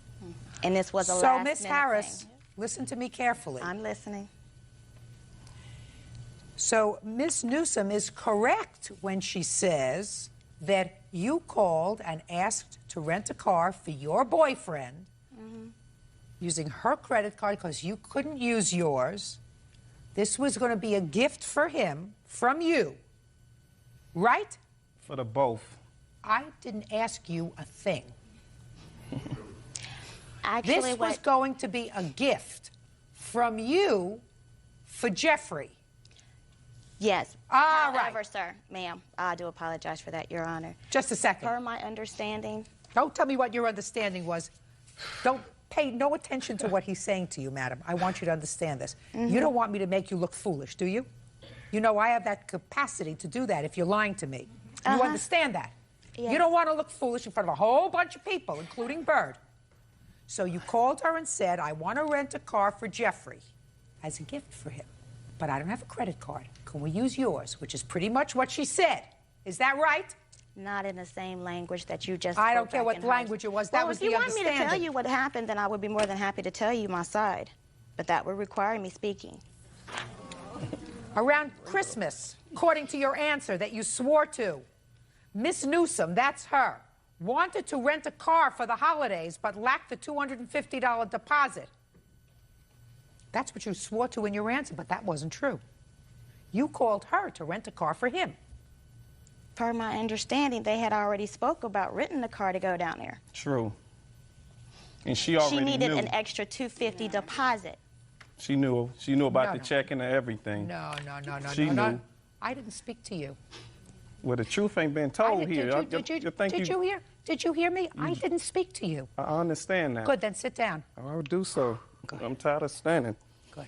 I know, you probably work very hard. I do. No, he don't. I do. You do? He don't. Really? How much child support does he pay? He doesn't pay me. He's been sworn. You need to check the mail. Okay, question. I'm going to answer your question. 0. How much? 0. Could take some of his gold. Maybe we can sell it. Exactly. Listen! Your answer, Miss Harris, says she wanted to rent a car but lacked $250. Now, what doesn't make sense is for her to want to do something nice for Jeffrey. Do you understand? I don't even know Jeffrey, and I wouldn't want to do anything nice for him for Christmas. Exactly. Real cases, real people. Judge Judy. LaVonda Newsom claims her ex-boyfriend's current girlfriend, April Harris, owes for a loan to rent a car. April says LaVonda should be suing her ex. Did he have a good time over the holiday? I don't think so. I don't know. You don't live together anymore? Yes, we still do. So when he came back, you didn't say to him, honey, did you have a good time? No, because all of this was just too much drama filled. In other words, I was trying to do a good deed, and I'm the one who got snipped in the butt. A good deed for whom? For him, and per my understanding for her, because her daughter was going away with her father for Christmas, so she was going, Quavon was going with her, with Jeffrey. So basically, all in the matter is to settle things, to make everything just copacetic for Christmas. Her daughter's going to be with her father. Quavon would have been with Jeffrey. She would have been on for Christmas. I would have been on for Christmas. The check was given. She was aware of that, okay? I'm talking about who called whom. You called her. They called and according both. to you, said to her, would you do this for me because I don't have a credit card that I can use? That's what you said to her. Pretty much, because she was calling wanting to know if Jeffrey would be able to take their son, or is Jeffrey still going to take their son to Alabama? Exactly. And I said, I'm not sure yet, because Jeffrey, until the last moment, did not say he really wanted to go until Christmas Eve. But you had made the arrangement before Christmas Eve to rent the car for him, is that right? Not with her, no. He called me a week prior. What date did you call her to rent the car? I think it was the day before New Year's Eve, which was the day, not New Year's Eve, you mean Christmas? The day before, which would have been the 23rd of December. So I'm saying to you, you said he didn't make up his mind that he wanted to go until Christmas Eve, but you had spoken to her before. No, I didn't speak to her until that day. A day prior is before. A day before? Well, yes, ma'am, yeah. Give her money, $600. Judgment for the plaintiff. Goodbye. Hope you enjoy him. Parties are excused. You may step out. whatever the situation may be, she should have went at him. So obviously there's some type of vendetta, but she got her money, so she has no reason to call my house. She has no reason to bother me whatsoever. So I hope she just gets a life and get on with herself. Even though she told me I should have got it from Jeffrey, but I wouldn't have rented the car if Jeffrey would have came to me and asked me for the car. I did it for the sake of her and my son because she came to me because me and her was cool. She wanted me to take my son out of town. She wanted to go do whatever she wanted to do, and that's case closed, you know? My son is going to be, he's the one that's going to basically be out of it due to the fact I'm not letting him see his dad due to the fact his dad don't pay child support. That ain't got nothing to do with this here. You running business all out like that. And now the next case. All parties in the matter of Peterson versus Matheson. Step forward, please. 21-year-old equipment operator Edward Peterson is suing the mother of his underage ex-girlfriend, healthcare provider Sherry Matheson, for unpaid rent. Sherry claims, in lieu of rent, she did housework. Mr. Peterson, it is your claim that the defendant owes you for rent. Owes you for rent for herself and her daughter when they lived with you in a shared house and you were all on a lease. Yes, ma'am. Miss Matheson says there was never an agreement that she was going to pay you rent. Mr. Peterson, when did you lease this house and who lived there? I began the lease on this house, I believe it was the 4th of October of last year, and the initial parties that moved in were myself, Sherry, her daughter Amber, and Sherry's boyfriend Dan. Now, in reading these papers, it is intimated in these papers that Amber, that's the daughter, was your girlfriend. Yes, ma'am. And how old are you, sir? I'm 21 years old. And how old was Amber when she moved in? I found out that she was 16. Amber was 16. Now, I was at the time... Shh. I don't care what you know. Amber was 16 at the time, is that right? Yes, ma'am. Now, how many bedrooms were in this house? It was a 2-bedroom townhome. I assume that Miss Matheson, who moved in with her boyfriend, and your boyfriend's name is? Dan. Dan, shared one bedroom. Yes, ma'am. And you shared another bedroom with Amber? Yes, ma'am. With her mother's consent? Yes. Shame on you. Big time.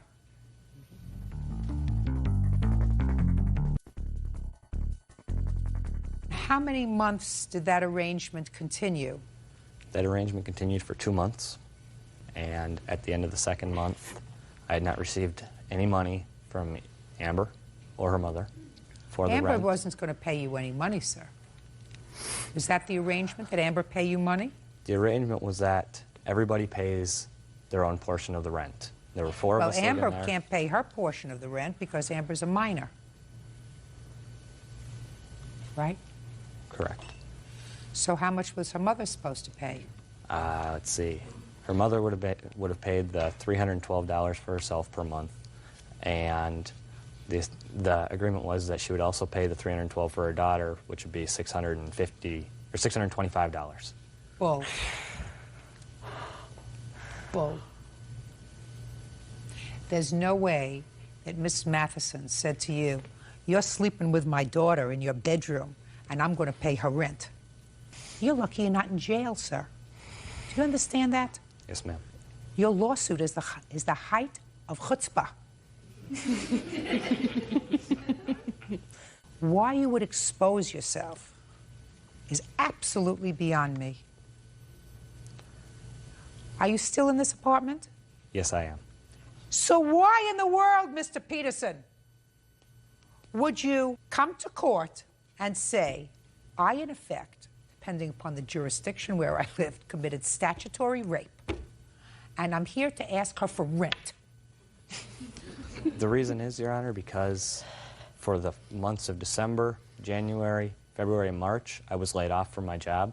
Yes. And I needed their portion of the rent to help cover the bills of the townhome, help cover the rent and utility bills, which is the whole reason we're in court. All right, Miss Matheson, you tell me. I mean, because I'm not too fond of you either. I want to explain that to you. I think as a mother, you are a jerk. But you want to explain to me, madam, what you claim this rent arrangement was? When we agreed to move in together, he said that he would take care of Amber's portion of the rent and everything. Of course he did. And he said Dan will end up taking care of yours. And he said, and with you doing the laundry and the cleaning and always had meals fixed and everything, he said, that'll take care of yours. And then what happened to And Dan? I always put money in and paid because I always had money coming in. From what? From my savings account in Kansas. And then I had child support. Did your ex-husband know what these living arrangements were in this house? Yeah, he doesn't care. He doesn't care about his daughter at all. That's lovely to hear. I think you people all deserve each other. Except you. The case is dismissed, sir. You're lucky you're not in jail. You don't have any other children, do you? Mm-mm. Perfect. Parties are excused. Step out, please. You know, I really feel that, you know, they were living with me, they took advantage of me. There's no way. I'm pregnant with his baby. He knows it's his. I don't believe that I am.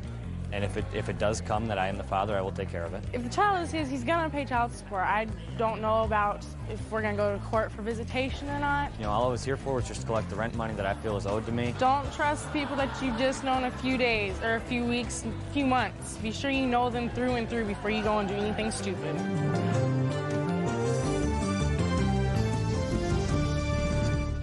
Her money when she returns the engagement ring. Order. All rise. Quiet in the courtroom, please. Now, this is case number 574 on the calendar in the matter of Klein versus Collier. Parties have been sworn in, Judge. You may be seated. Ms. Klein, the defendant is your former fiancé who you claim owes you for a car loan. Yes. A loan which was taken out in your name. He signed a note, according to you. Is that right, sir? Yes, ma'am. He was paying the note, I assume, for a period of time, and then Yes, when he you did. broke up, he stopped paying the car loan. You want that. In addition, you want some miscellaneous expenses that you had to incur in order to get him out of your apartment. The defendant, Mr. Collier, says that you have the engagement ring worth $3,000, you have his motorcycle worth some more money, and that you agreed that when you separated, it would be sort of a clean slate, and there wouldn't be any debts. Is that your defense, sir? Yes, ma'am. Okay. So let's start with the car loan. You acknowledge the loan. Yes. How much is left on the loan? $4,800 and some change. Is that right? That is correct. Okay. So you tell me, Mr. Collier, why you believe you are not responsible for this loan. Well, I felt, Mrs. Judge Judy, that when we got engaged February 8th and that everything was going good, and that Wednesday, for some reason, she starts freaking out, calling my gym, seeing if I'm at the gym or not. And so I come home and say, what's going on? She goes, I just want to believe that you really love me. And I said, well, Christine, why did you take the ring and start acting like this? Then that Thursday, she went through my cell phone bill, called a couple of friends, asked if we had sexual relationships. And, you know, they said no. One told her yeah, and said that, you know, we did 3 times, and I tried to tell her we didn't. I don't, you know, and the girl goes to my gym. So then I said, you know, we can't do this anymore. Let's get our own, I'll get my own apartment. I'll move out. She agreed with that. She actually was going to sign for me to get the apartment because we didn't know if I would be able to get it in my name. We went out and looked that day. They turned me down when they saw my credit. Then we went through another week. And were you still living together? Yeah, we're still together. She asked me to stay away from home as much as I can. So I said, okay, no problem. I would stay at the gym as long as I could. Come home, I was sleeping on the sofa.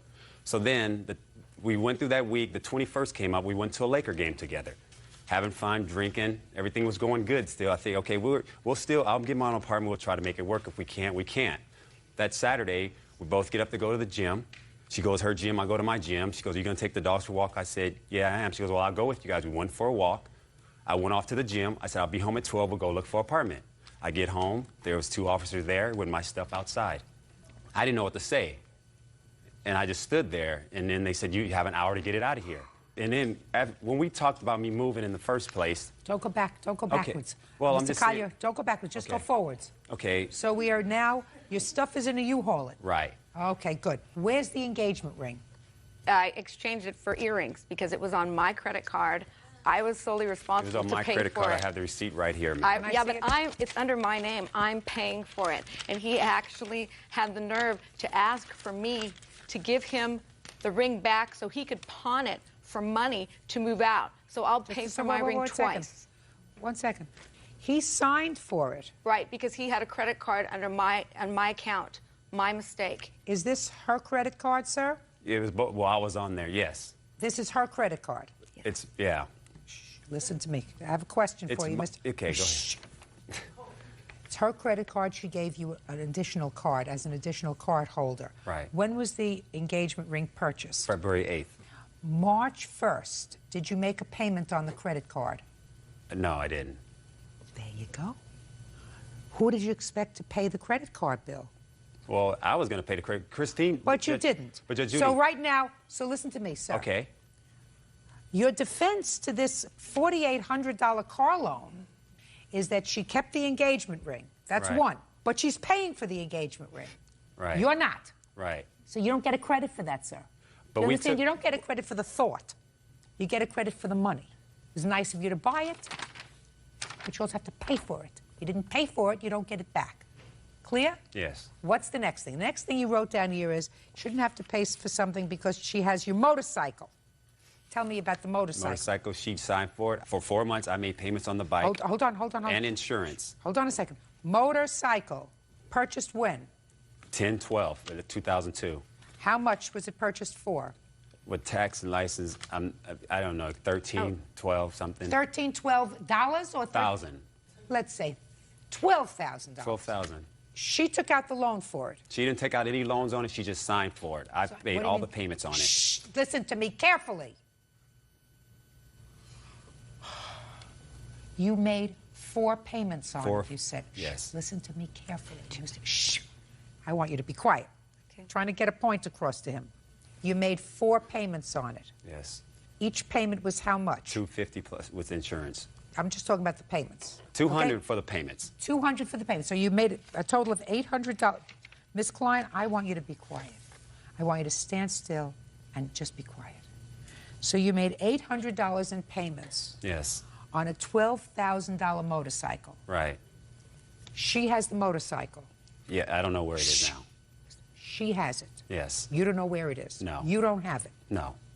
Who is obligated to pay the $12,000 for the bicycle, you or Miss Klein? Miss Klein. So she has back the ring, which she made into earrings, because she doesn't want your ring, but she's paying for it. So that's not a credit towards the $4,800 you owe her for the car. She has the motorcycle, which she is obligated to pay $12,000 for, because she signed for it, and you made 4 payments of $200 each, and I assume you drove the motorcycle for 4 months. Is that right? Well, when it was nice out. I don't care whether you drove it Well, in the yeah, rain or in a blizzard, sir. Well, You had yeah, it. I rode it. You had it. You rode it. You used it. You paid $200 a month for the use of it, right? Forget it. Judge Judy continues in a moment. She changed her mind. She changed her mind. But then she filed this claim just a saying that second. she asked me for the money. She changed her mind, sir. She decided that you weren't as good as she thought you were. And later today, She was a friend of yours, and she said, you can come and stay in my house, take care of my dog. While you were there, babysitting for the house and the dog ate your dentures. Yes. Right?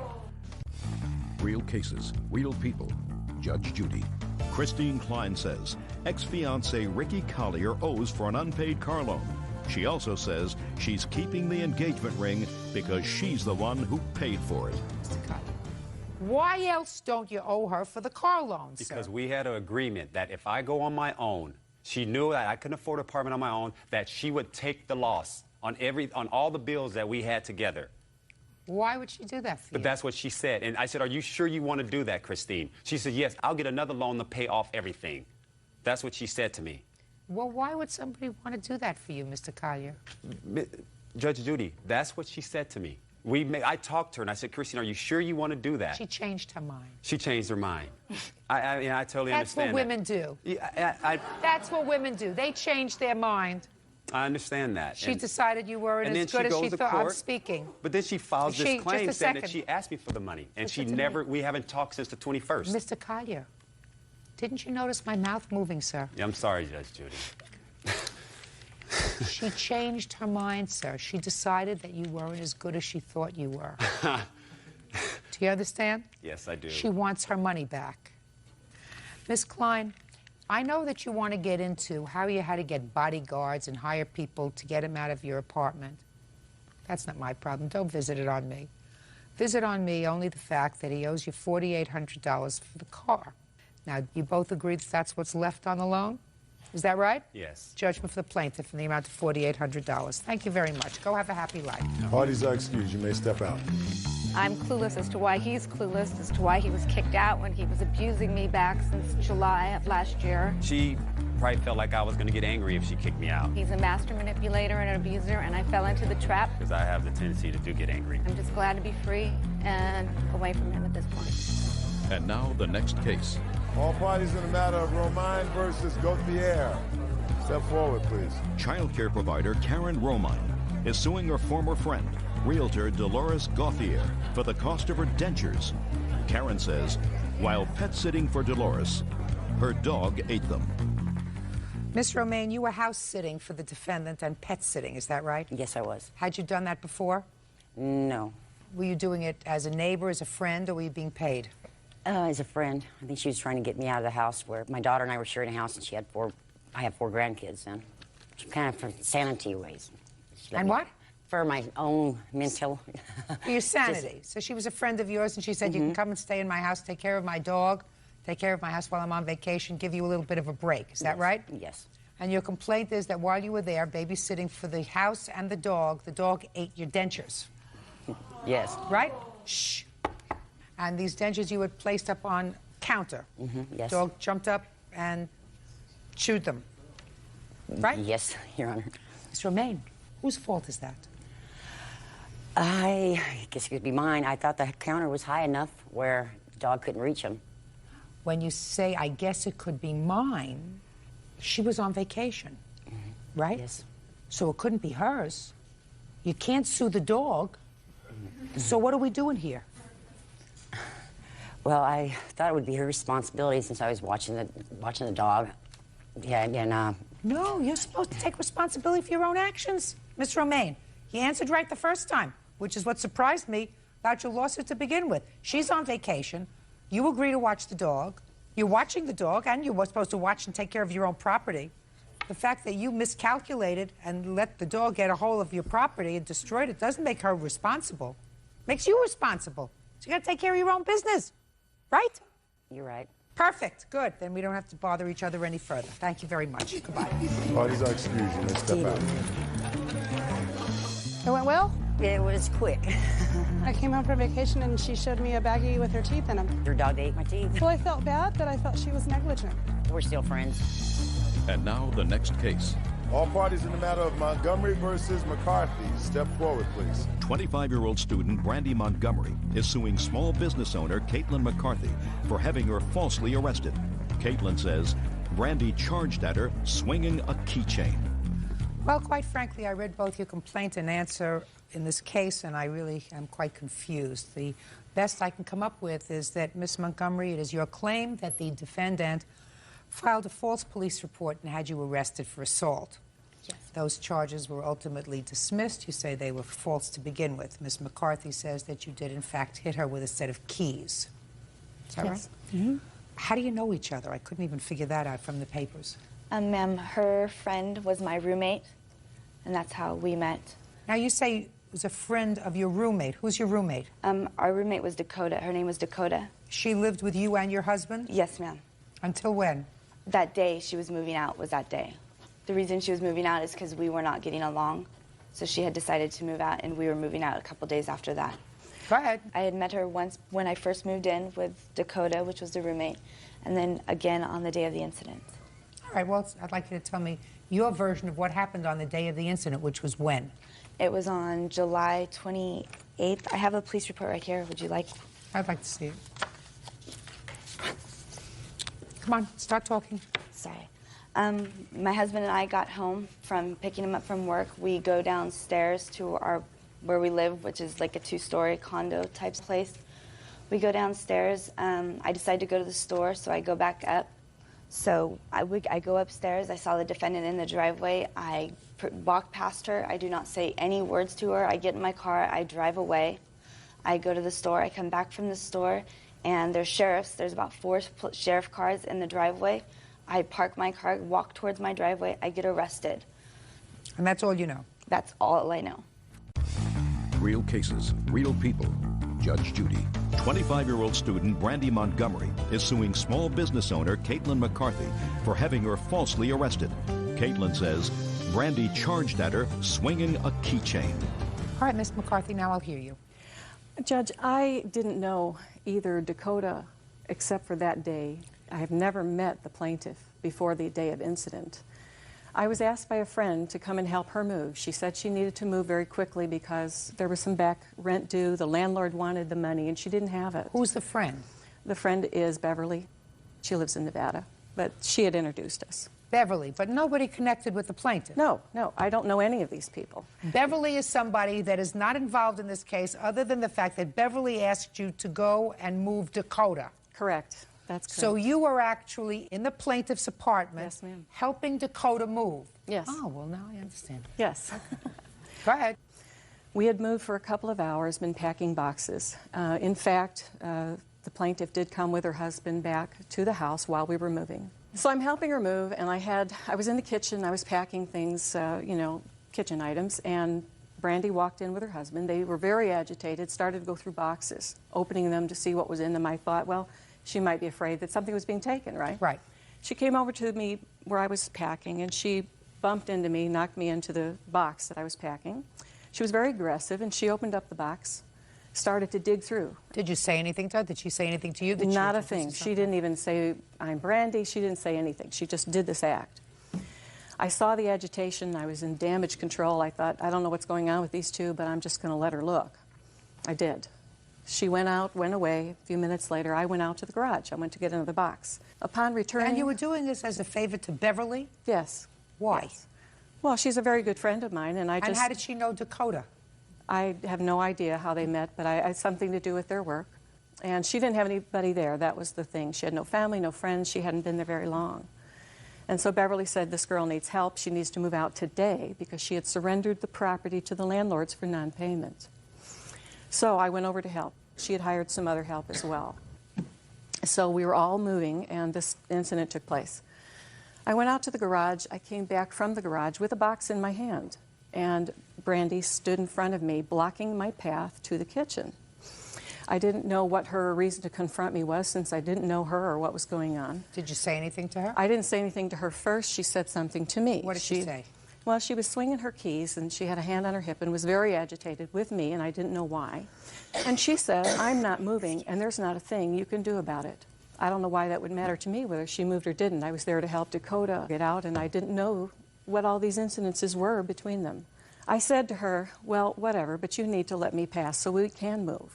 I went ahead and started to move, and she was swinging her keys. She advanced on me, and the key came right to my face as she was swinging it. All I did was pull my face back, and it just grazed my chin.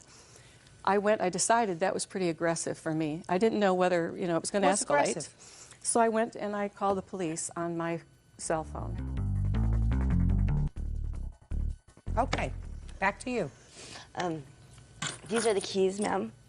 Mm-hmm. If I swung these keys around and hit somebody with them, they would leave a pretty giant mark. Not necessarily. I believe her. I have to make a judgment. Correct. She tells a very simplistic story. Can you think of a reason, Miss Montgomery, that Miss McCarthy, you didn't know her, according to both of you? Mm-hmm. Think of a reason why she would call the police on you. She knew that Dakota and I had gotten into it, and the police had already been out to the house 2 prior times between me and my roommate. Yes. And the police had told us that if they came out again, that somebody would be arrested. So I believe that she did it in spite to get me arrested, to prove a point to me, because my roommate said I owed her money for back rent. What did she have to do with that? Ma'am, I did not swing keys. Yes, you did. Sure you did. Yes, you did. Sure you did. You were angry. You had a fight. You didn't know who she was. She was helping your roommate. You swung keys. You didn't injure her. You didn't hurt her, but you had an absolute right to call the police. Grow up. Case dismissed. Thank you. Parties are excused. You may step out. I'm very disappointed. No good deed goes unpunished. I don't think the judge really understood it. My whole purpose of going there that day was to help a friend move. That was it. It's done and over with. No reason for her to aggress on me. I don't think anybody should aggress on anybody. If you've got issues, there's courts for them. Some people just have a better word and can play a better act. I think it all started before I showed up. I just happened to be the person in that spot at the moment. I got to spend 12 hours in jail in shorts and a short sleeve shirt and no shoes. Well, just be careful when you help people.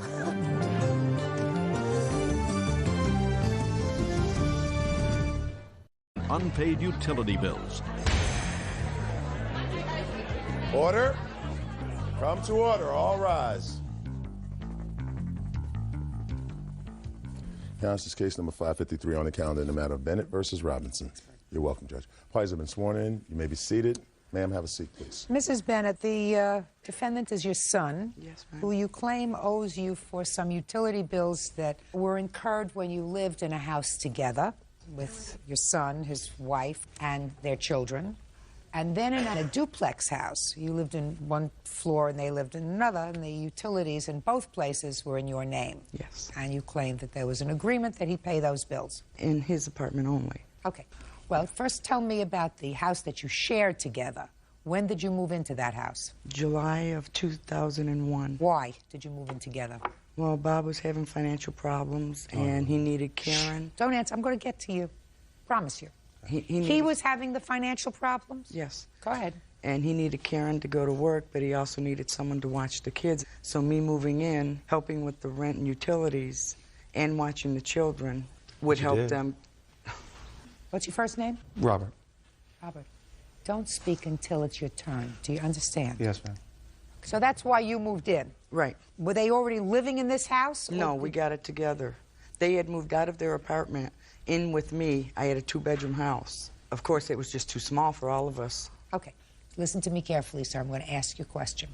So far, is it correct that you and your wife and your children, at some point prior to July of 2001, moved in, even for a short time, with your mother in her house that had 2 bedrooms? Yeah, but the arrangement was we were going to look for... Yes. Requires a simple yes or a no. Yes.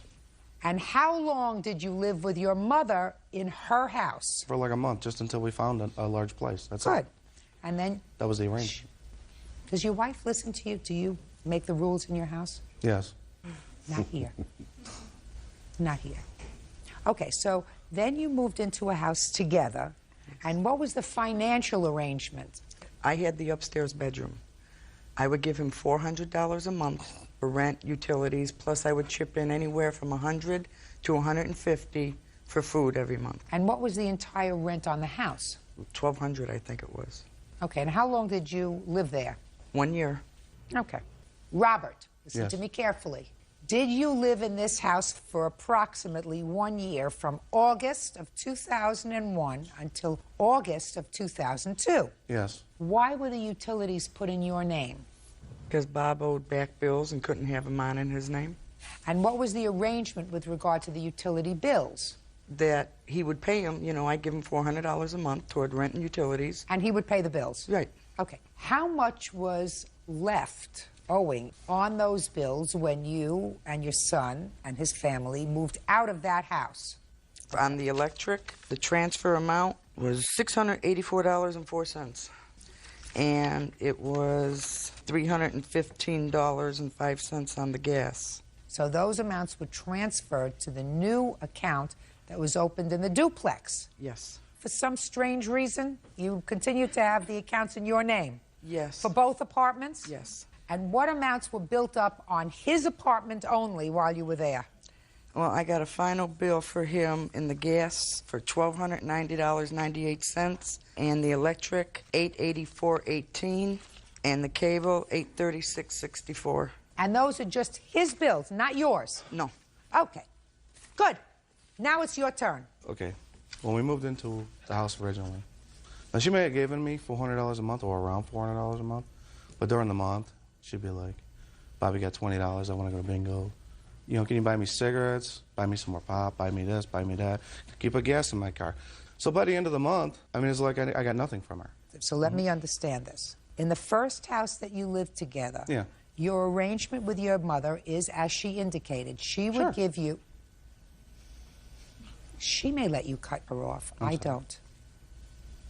The arrangement was as indicated, which was your mother gave you $400, and the first part of your defense is that during the course of the year, she would say to you, Bobby, I got 20 bucks for gas, I need cigarettes, can you buy them for me? So it's your position that she ate into that $400 a month. So that's the first part of it. Okay? Now I'm ready to hear the rest. Well, anyway, everything got tense in the house. Living together doesn't work. I'm the man of my house, and then, I don't need a mommy in the house, So anyway, we found a place that we could rent both the upper and lower apartments, so we rented them. She transferred the balances from that house to my bills in the lower apartment. Okay. And you thought that was wrong? No. You didn't? No. Oh, even though, the cigarettes and the gum and the candy and the gas, you still didn't think it was wrong because it was money that you owed her? No. To be honest, I would just assume leave it alone. You can't tell her what to, you can't. I don't want to tell you. We're in a court now. You can't prove her wrong. You know what I mean? I mean, it's either her way or no way or an argument, and I just assume leave it alone. So you did. Just a second. So you did, and you accepted the transfer to your account in the other apartment. Yes. Keep going. Okay. Bills start coming. She come downstairs. Your gas is $200. I need that. She would never show me any bills or anything. She'd just tell me amounts. The bills went to her? The bills went to the house. She would get them out of the mailbox. If I would dare open a piece of mail that was in her name, I mean, she would have a coronary. He's lying. Oh, yeah. Of course he is. Of course he is. Because how did he know that the bills were transferred to the lower unit? How do I know? Unless he saw them. Well, I saw them, but if I dare open one, it would be nothing but a. You mean you were able to do a Carnac with the bill? You were able to go like this?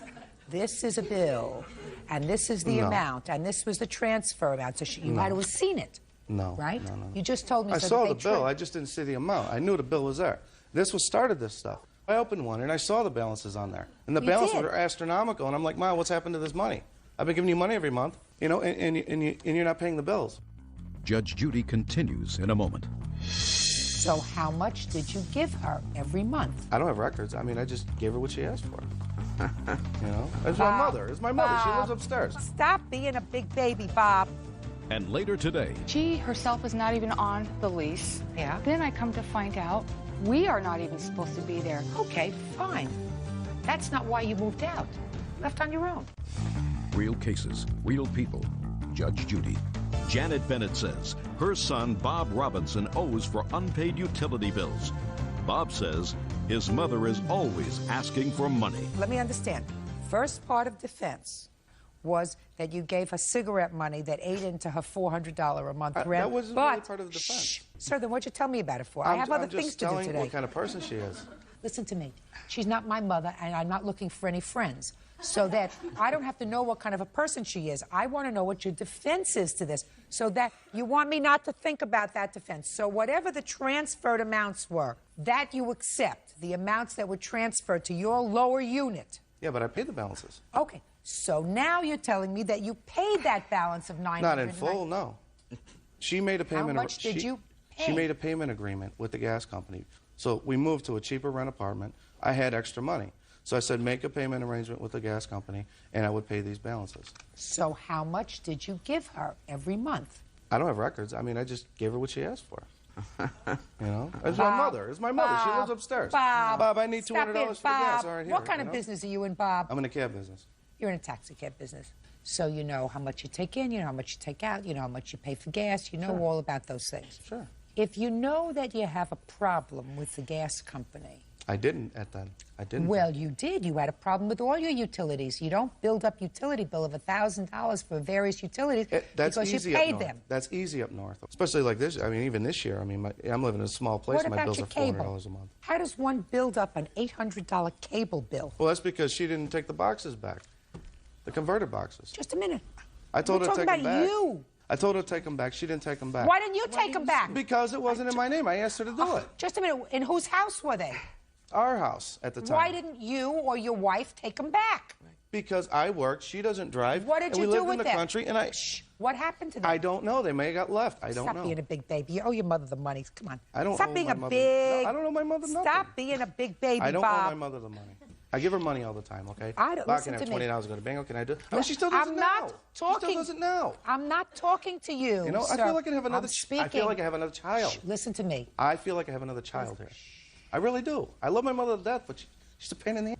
Then don't live with her. I'm not. She's moving. That's great. Shh. I want you to try to listen. Try to receive rather than give out. I mean, I know it's hard. When you pull in your parent to help out, there's always a problem. When you're a grown-up and you have your own family and you want to make all of your own decisions, then you live separate and apart from your mother. But if you're a grown-up and you have your family and you have to ask for whatever assistance it is, even for a short time, from your mother, and then you say, well, you may be my mother, but you're not my mother who's going to give me advice. You're not my mother who's going to tell me what to do. She wouldn't have to tell you what to do if you didn't ask her for a favor. You asked her for a favor. Whatever it was, your circumstances were such that you couldn't cut it alone. So you moved in with her, even for a short period of time. And that creates friction. But how many grandmothers do your children have? One. You are being so totally unfair to her and your children. Why is that?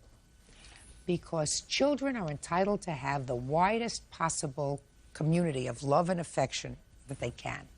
And if, because of this argument that you're having with your mom, your children are affected by it, that's a terrible thing to do to your kids.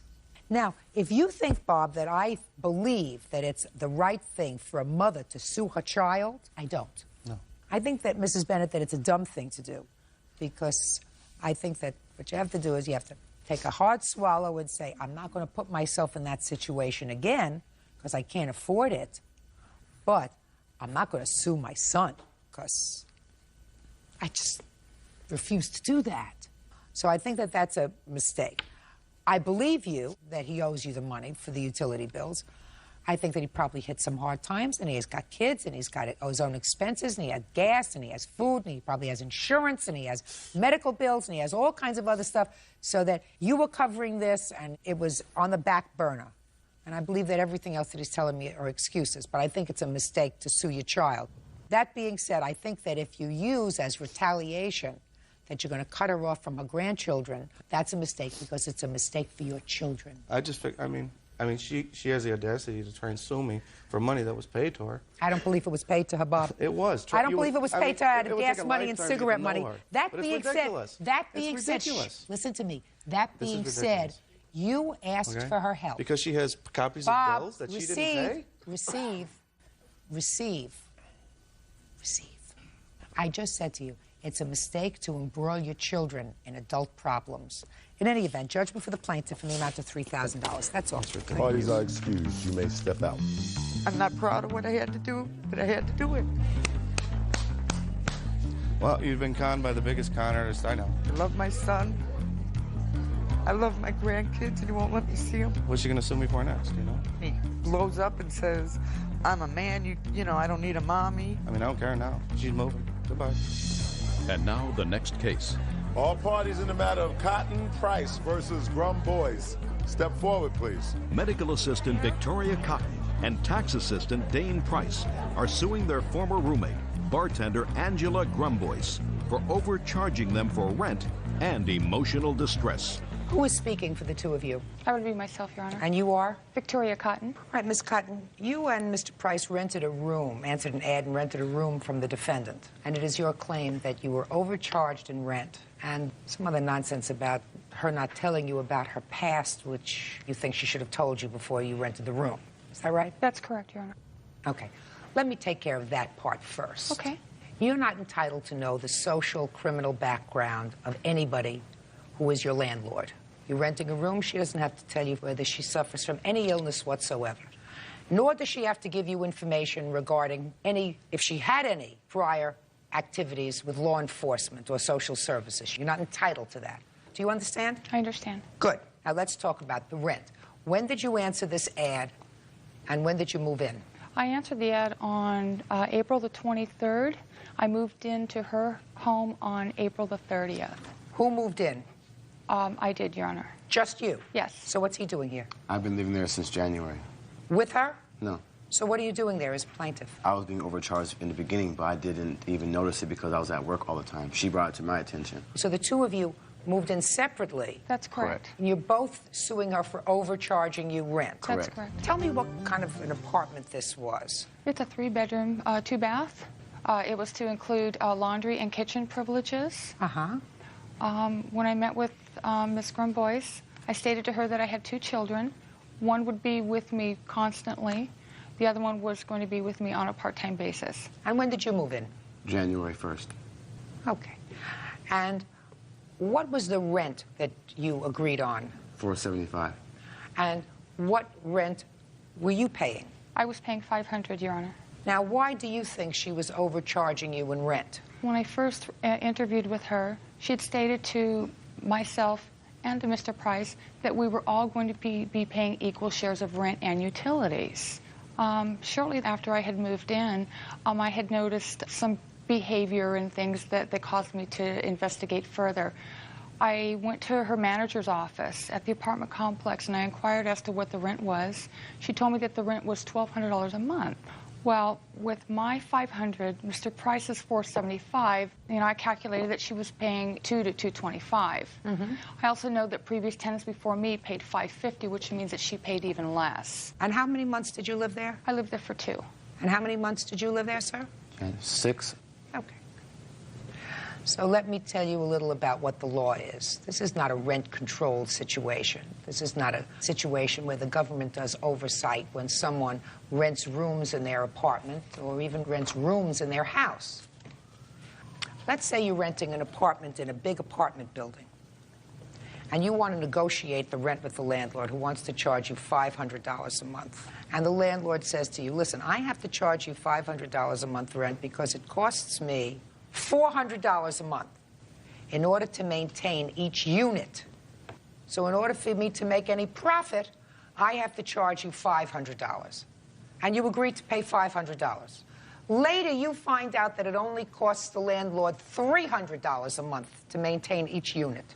You think that you can go back to the landlord and say, I want a reduction in my rent. That doesn't happen. It doesn't happen. If it's true that she said that to you, that you were going to be sharing the rent equally, that's what they call in the trade puffing. That's like when you go to buy a car and the salesman said, listen, the car costs us $26,000. I'm giving it to you for $50 over that price. And you say, okay. And then you find out that instead of making $50 on the car sale, he made $550 on the car sale. You think he's going to give you back your money? She was cutting her rent. There's nothing wrong with that. Your Honor, she herself is not even on the lease. She's lived there for 10.5 years. Yeah. Then I come to find out we are not even supposed to be there. Her contract specifically states that she is not to be subleasing, although her management company claims that they know that she has roommates. Okay, fine. That's not why you moved out. You weren't evicted, were you? No. Left on your own. She's allowed to do what she's doing. There's no oversight. So you don't have a lawsuit. Do you understand that? But that's the law. Yeah. Do you understand that that's the law, whether you agree with it or not? I understand. That's what the law is. So you're not living there anymore. Go, be happy, have a nice life. Forget it. Goodbye. You were lovely. You presented a very good case. Yeah, right. Victoria lied about that I agreed to split it 3 ways with her when she moved in. That was a flat-out lie. I have no comment. I thought that she should pay a little more than 1/3 because she has 2 children that have been living in my home as well as herself. Actually, I have no comment at this point. She didn't think that she should have to pay more than 1/3, and I said, whoa, wait a minute, and it was only $21.04 more. I'd like to reserve my right to have no comment at this time. Thank you. Business is business.